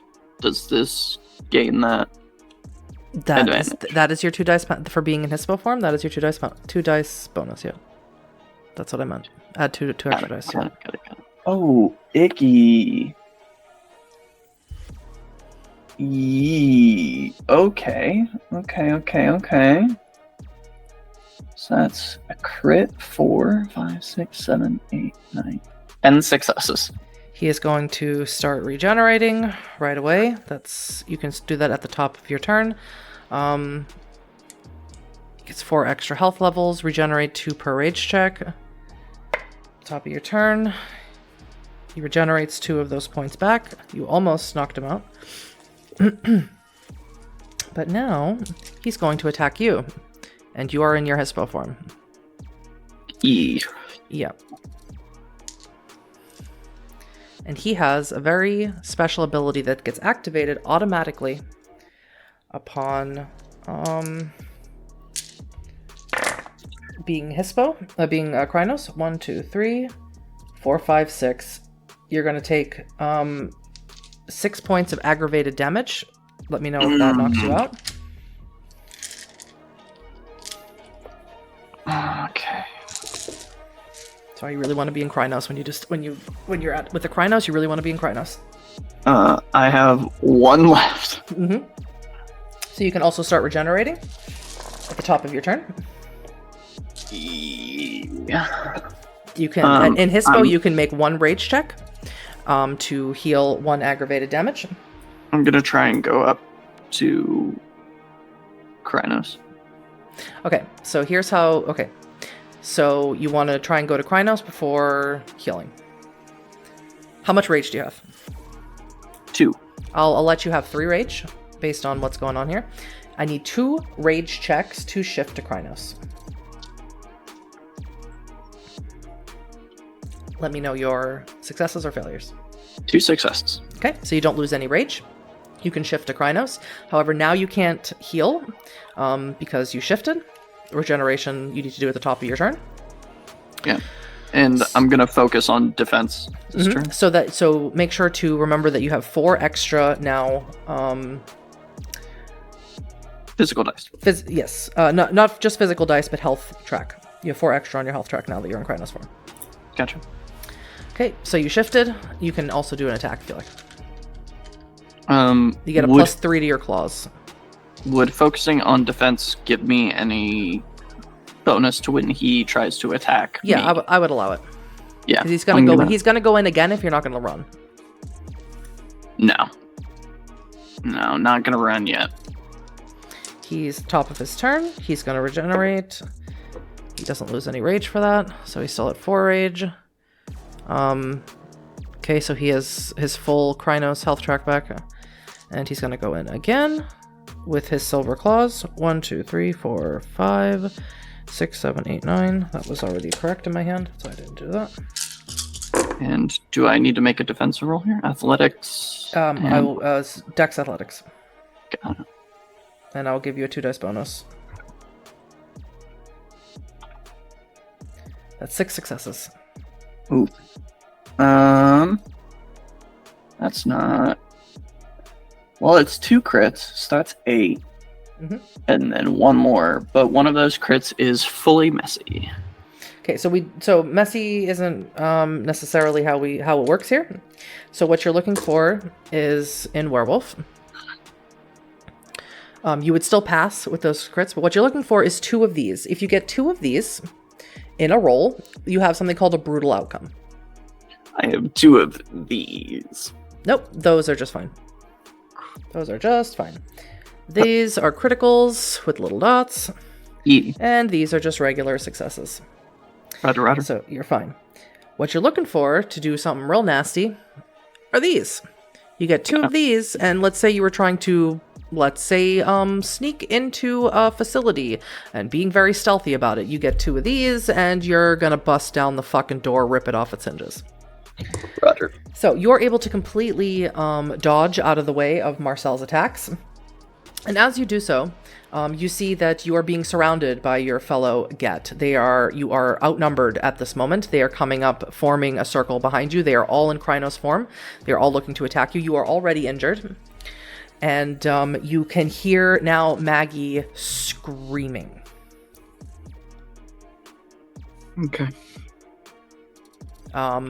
Screaming not in pain, screaming in despair. That is the only way you could describe it. And as she screams, you hear Marcel in his Krynos form laugh. Okay. Alright, here's what we're gonna do. Mm-hmm.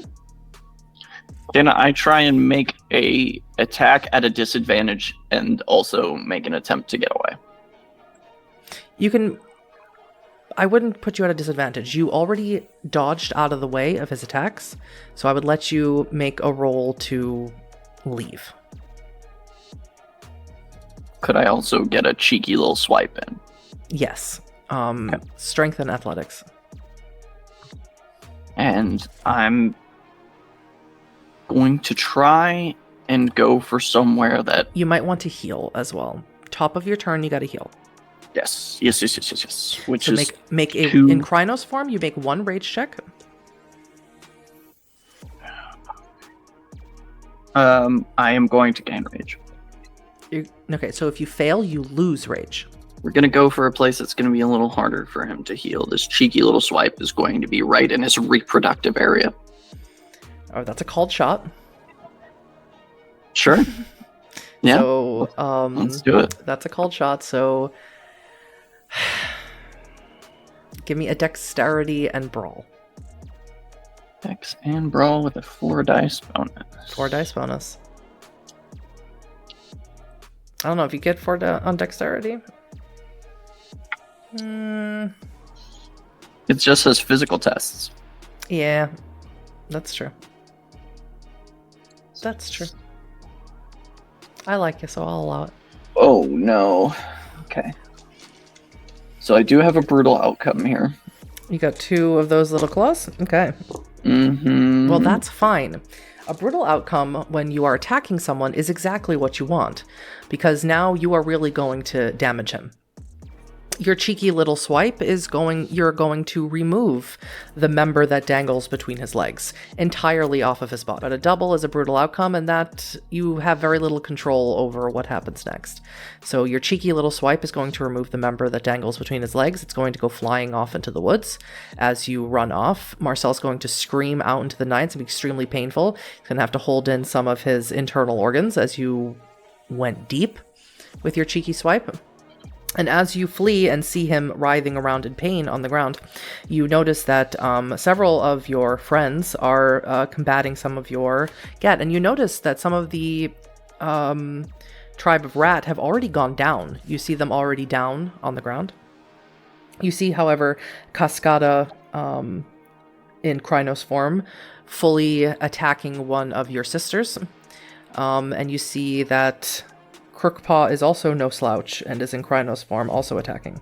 They seem to be working in tandem as if they have worked together before, fighting werewolves. You race off towards where you heard Maggie, and the scene that you see when you arrive is you see Lilette Savagewind in Krynos form fighting one of your tribe mates. You see Maggie on the ground holding the body of your son Jürgen. And you see Leah decapitated. Maggie is screaming, crying, bawling. You don't see the rest of your children here. The one get that is still standing here. It's currently in battle with Lilette. And I'm still in the Krynos form. Mm-hmm. I'm gonna rip his spine out of his back. Strength and brawl. If you roll me 5 successes or more, you will be able to do that.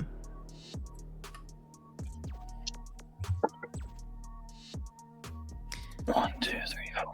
Now, for every turn that you don't kill something, and you didn't kill Marcel, I need you to take a point of willpower away. Okay. So take 1 point of willpower away for not killing Marcel, but you're gonna not have to do that this time if you roll 5 successes or more. I rolled 7 successes. Perfect. So you run up to her, your sister, at one time, and pull the spine out of her back.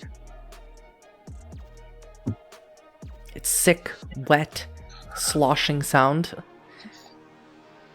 And as you do it, wolf screams in your ear, bloody, angry, furious at you. You feel him biting in the back of your brain, in the back of your heels.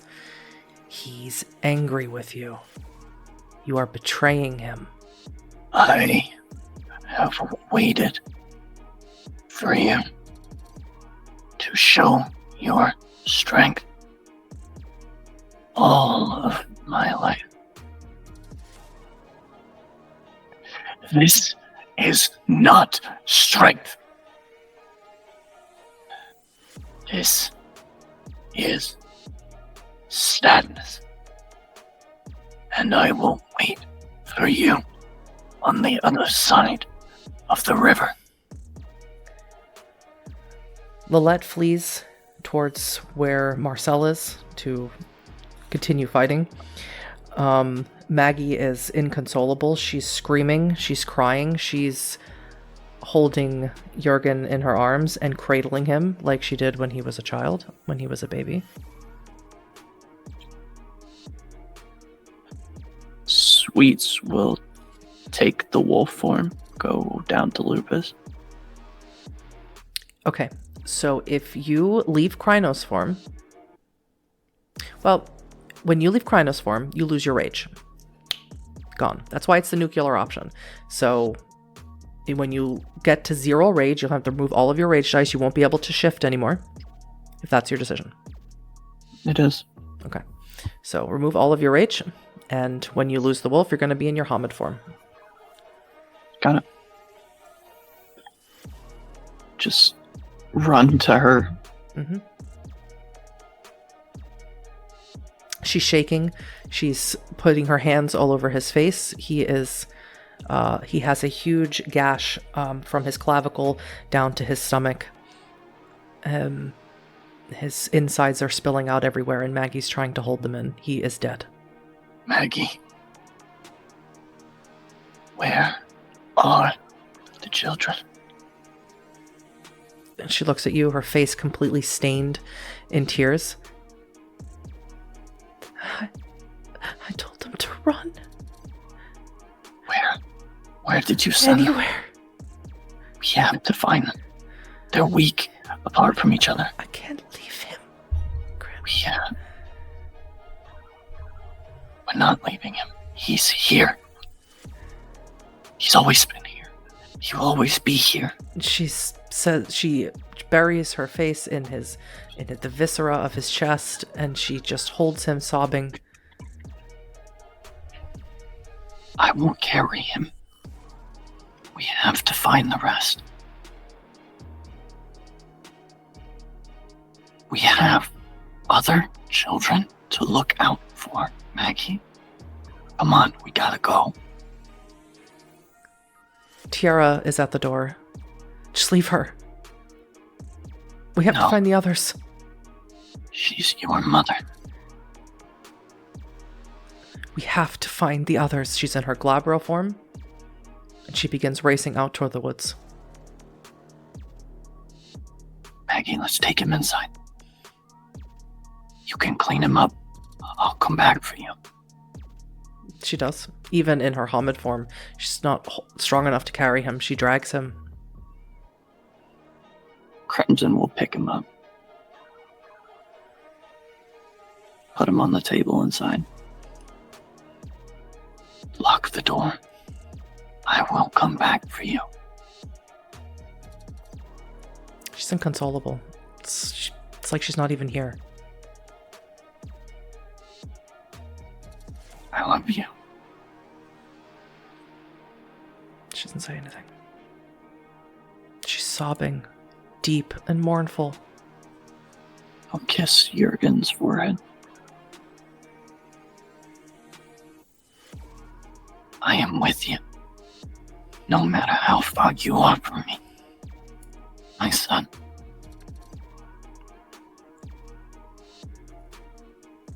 I'll go off to find Tiara. Tiara has raced off into the woods. She's tracking them, smelling. Like I said, she's in her Glabro form, not in her wolf forms. And you can't right now. You don't have any rage. You can't have the moon to howl at. So you have to rely on your Hamid form. Is there weapons you keep nearby? There are machetes for chopping down trees. Do you grab one? He has that knife Mm-hmm. that has the tusk of the boar for a handle, and that has always served him well. You race after your daughter, and she eventually comes upon the longhouse where Leah was. Of course, Leah's body was outside where Jurgen's was, decapitated. And at the longhouse, you hear your children inside. You also hear one of your brothers inside there. He's in Krynos form, and he is speaking to them, but they can't understand him. But he is just saying, change, change, change. Get out here, misguided son of wolf. Rimson, Howler, will have your blood. Comes out. He sees that you're in your Hamid form. So he laughs. Little human. No wolf. North wind will protect me. Comes down with his claws to scratch you across. Tiara steps in front of him. She receives the blow instead. She begins tangling with him in her Glabro form. He's in Krynos form. And she screams at you, "Get them out!" He's gonna run inside. As you run inside, you see Marcus and Bertrand and Ilva there. They're all cowering in the corner. You don't see Talia. They're cowering in the corner and looking not at the werewolf, not at your brother that just came out. They're looking to an opposite corner. I'll follow their gaze. You see Talia. She's on the ground. She's clenching at her heart, and you know this. You've seen this before. She's wide-eyed in terror. She's screaming. Her eyes are filled with tears streaming down her face, and you see her shifting. She's changing.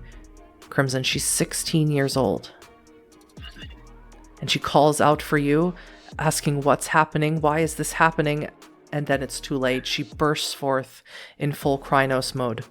In a child, she has no control over herself, and she howls and screams at you in primal rage and terror. Leaps, breaks through the wood of the longhouse, and starts running towards Tiara and your brother who are fighting. She's just going to start fighting. You know this.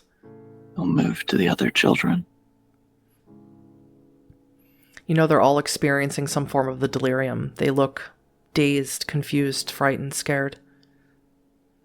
I know. This is frightening.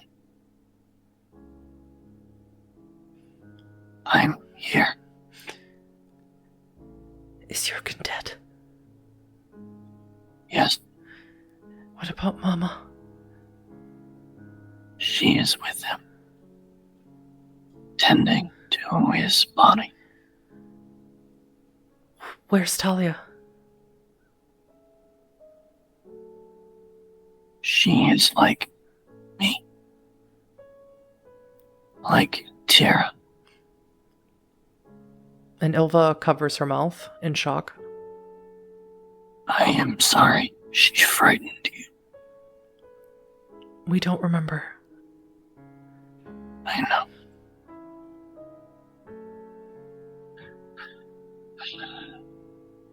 Go to the city.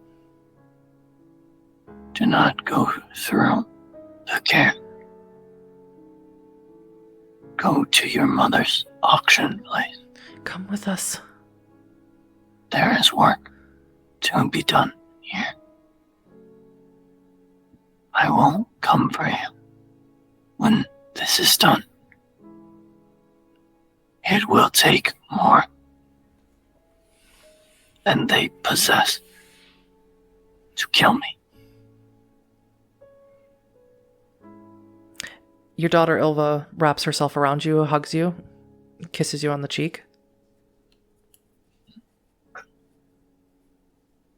I love you all so much. Marcus presses his forehead up against you, and Bertrand hugs you from behind. Take care of your sister, boys, and I will come for you soon. They all sneak out through one of the windows of the longhouse and start heading, as they know the way, back as close to civilization as they possibly can, to a car to get the hell out of here. Talia and Tiara are taking on this get of Fenris outside. They are working in tandem, and they take him down pretty quickly and pretty easily. And as he dies, Talia shifts back as she has completed her first change, which is the death of someone. He'll run to her. He'll take his jacket off and wrap it around her. She's shaking. She's in total shock. Everything will be okay. I will look after you. Both of you.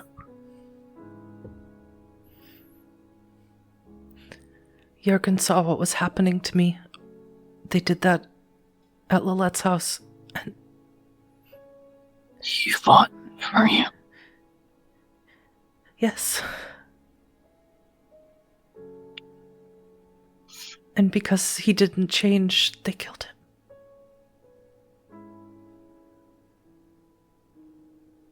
They saw me changing, and they knew that the rest of them wouldn't change, so they were going to kill them all. This is my fault. He was my son. True. More than just blood. He had my spirit in him. I fought too when they took my siblings. We will remember him this way. Yes? Yes. We have to see if anyone else is around. I will go for your mother. You all go with your siblings. I will come for you at your mother's auction house soon.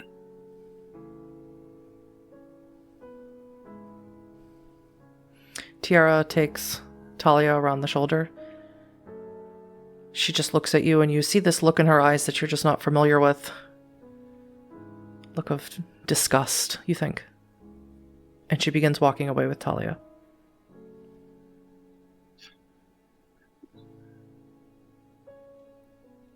As I go back, I will reach out for the north wind. He pushes you. Pushes against you gently.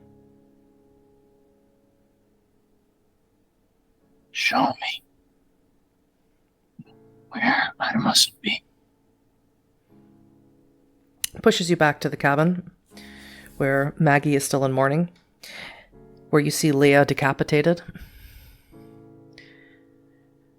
Inside, approaching the cabin, as you approach from one end, from the other end approaches Crookpaw in what you assume is his Hamid form.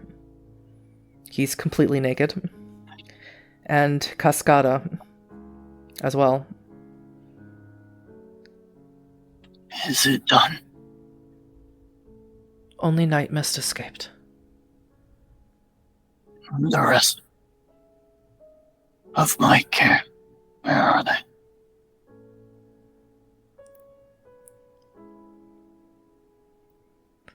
The ones who did not flee, they are feeding the earth now. Marcel will come back. There are many. of Fenris' sickness nearby. He will gather them and return. Eyes of Frost approaches as well, and he says, "The corruption is spreading. It's still spreading. We need to regroup with other girls who are not sick. And I need to leave my sickness here. What must I do to leave the sickness here? Eyes of Frost." He looks down at your son and the leader of their cairn, acting in no way like a Silver Fang. He looks at you and takes you by the shoulder, walks with you slightly away to where the statues are, makes a gesture with his hand, and he says, "Step through." What will I see? I can't tell you that. You are wise. When you come back out the other side, leave. Where will you go? Nowhere. You will wait for the slaughter. I will stay with Boar. I will be back for him. And he sort of looks to the left, looks back up at you. You will. But not in the way that you think you will. What have you seen?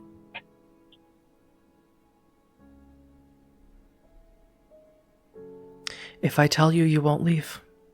And if you don't leave, the corruption will never heal.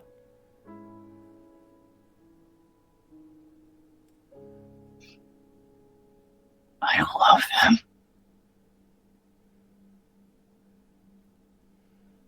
Then help him.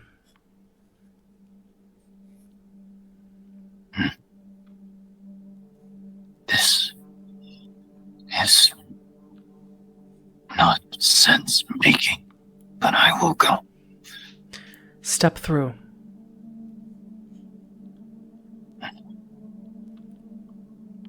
And he will.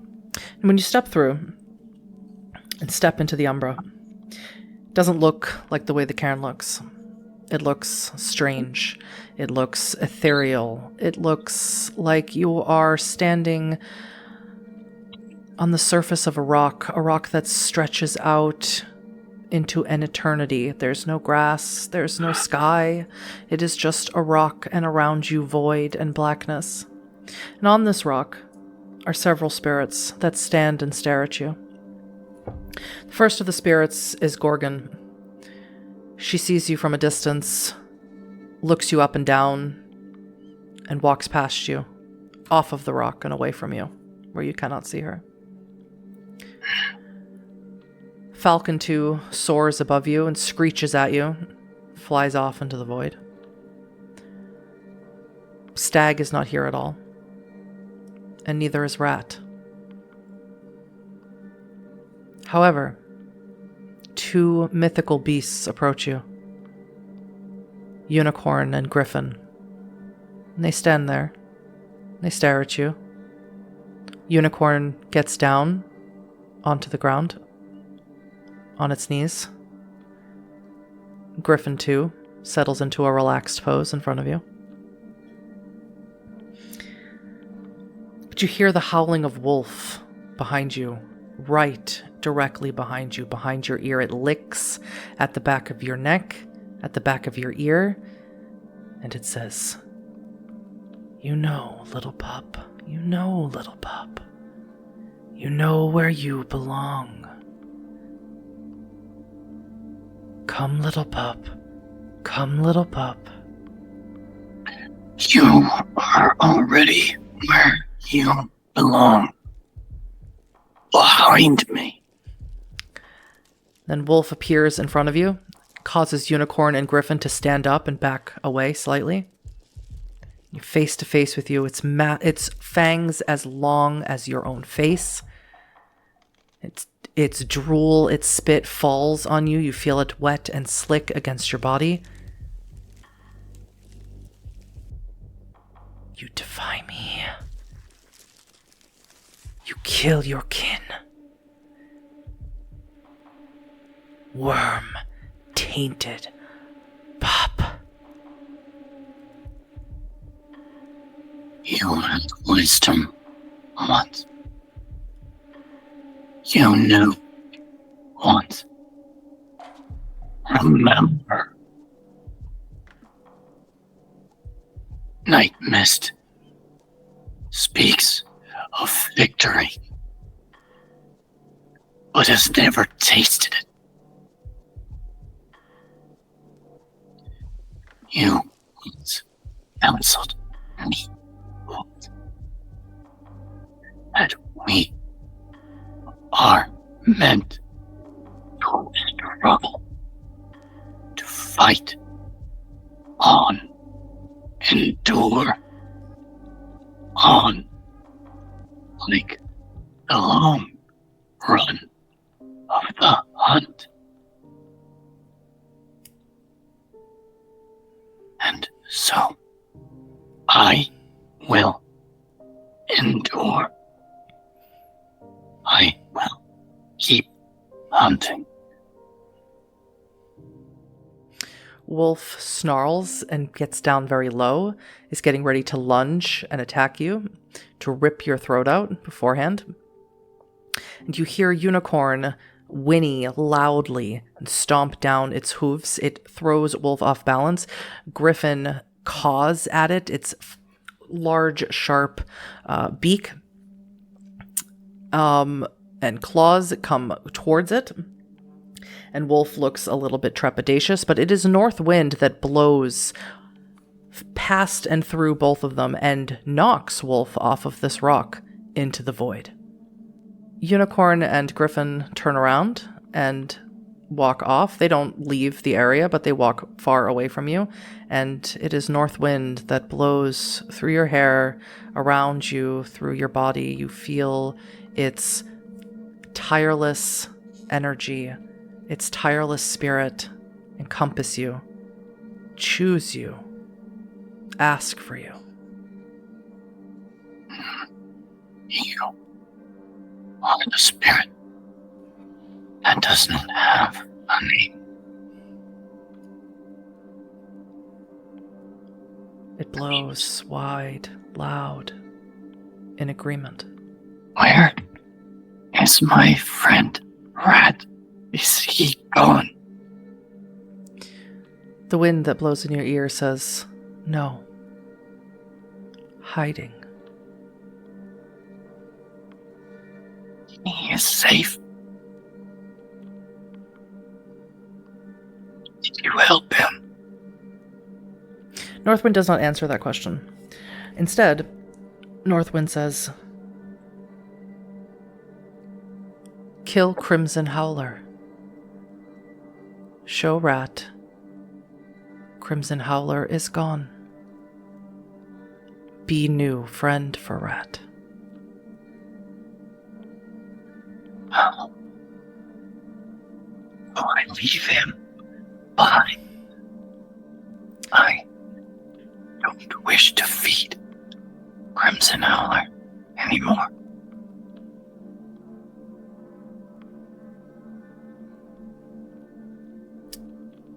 You feel the spirit of Wolf fade. The longer that you're here, the longer Northwind speaks to you. Choose. Wolf or wind? Wolf is gone. Fenris remains.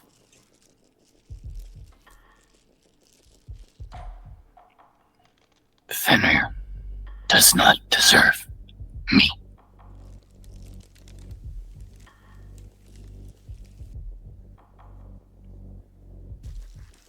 Say goodbye, Crimson Howler.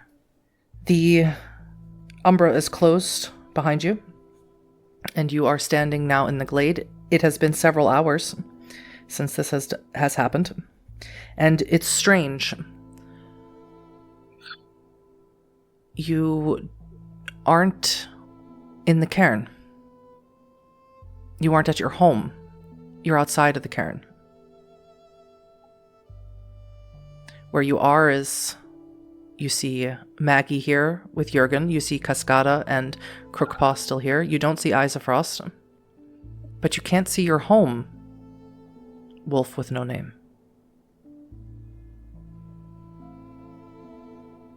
Where is my son? Cascada looks down. Jurgen is here. Your son is here. We can't. We were ejected from the cairn. Boar ejected us. All of us. It was not just Boar. Eyes of Frost is sealing that place. North Wind guides him as North Wind guides me now. We have a Gale Stalker at Monsican. Crookpaw and I would like you to come with us, all of you. I must go fetch my children. Yes. When you are done. We will come. Crookpaw and I are willing to... What is the phrase? Go to bat, the Americans like to use. To allow you safe passage into the cairn. The leadership there is corrupt, or something's wrong. We don't want to be what happened here. I'll look at Crookpaw directly. That will be for you all to decide, for us to decide.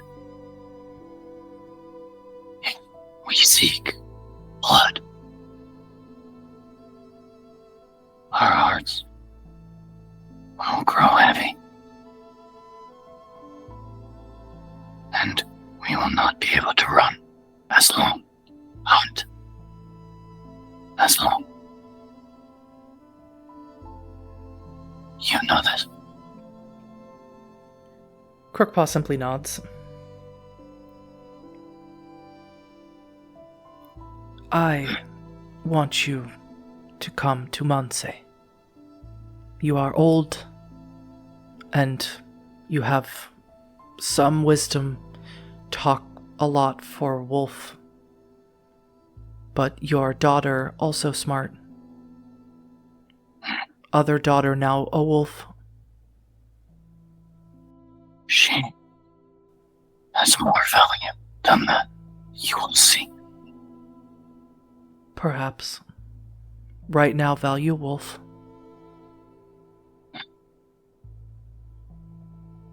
You sound like Nightmist. No. Not only value wolf, but good wolf. Don't want humans at cairn. Cascada want humans at cairn. I don't want humans there. Humans are problem. Humans are Lilas, and he gets confused in his tongue, and Cascada says, a liability. Humans, one of our 3 hearts. Remember. Cascada smiles. I'm always telling him that.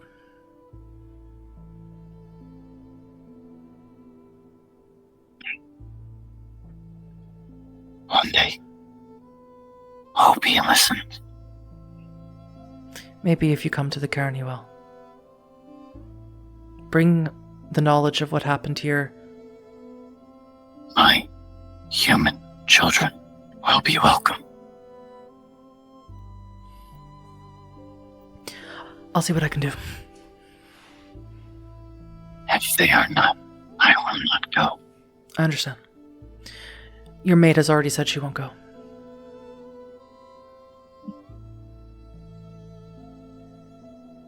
Let us speak alone. We will see you there when you arrive. And Cascada and Crookpaw turn into Lupus form and take off. Why? They say you won't go. She looks at you and she looks 10 years older than she did just last night.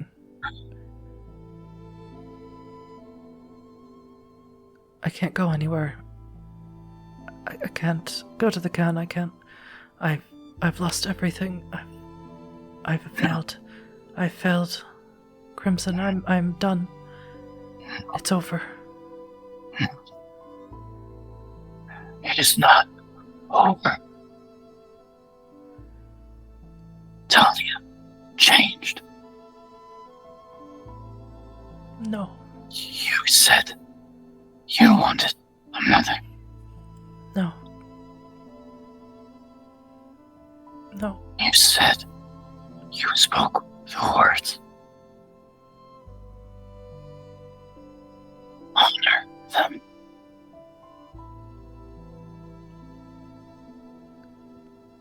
Crimson, I've lost. I am not Crimson Howler.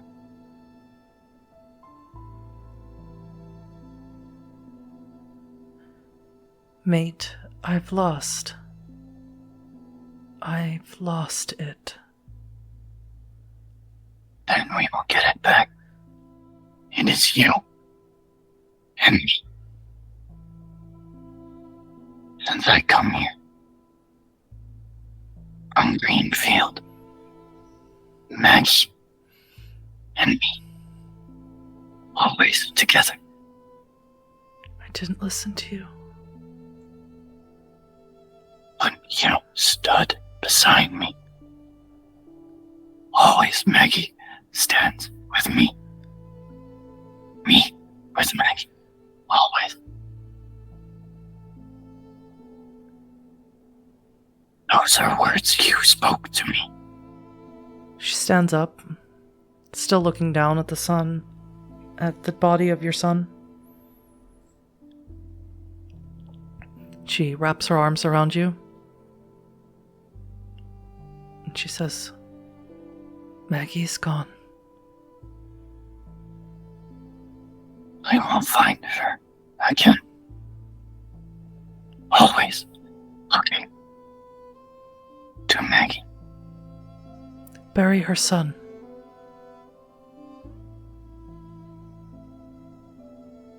And she starts wandering down the hill, opposite direction of where she should be going, to her auction house.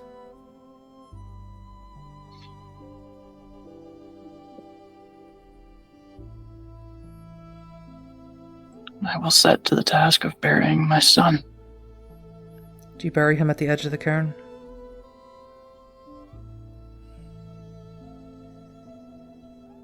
Yeah. Do you leave a marking?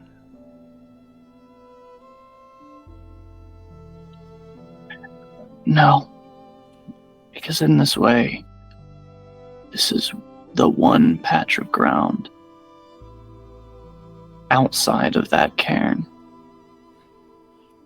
that he will never forget.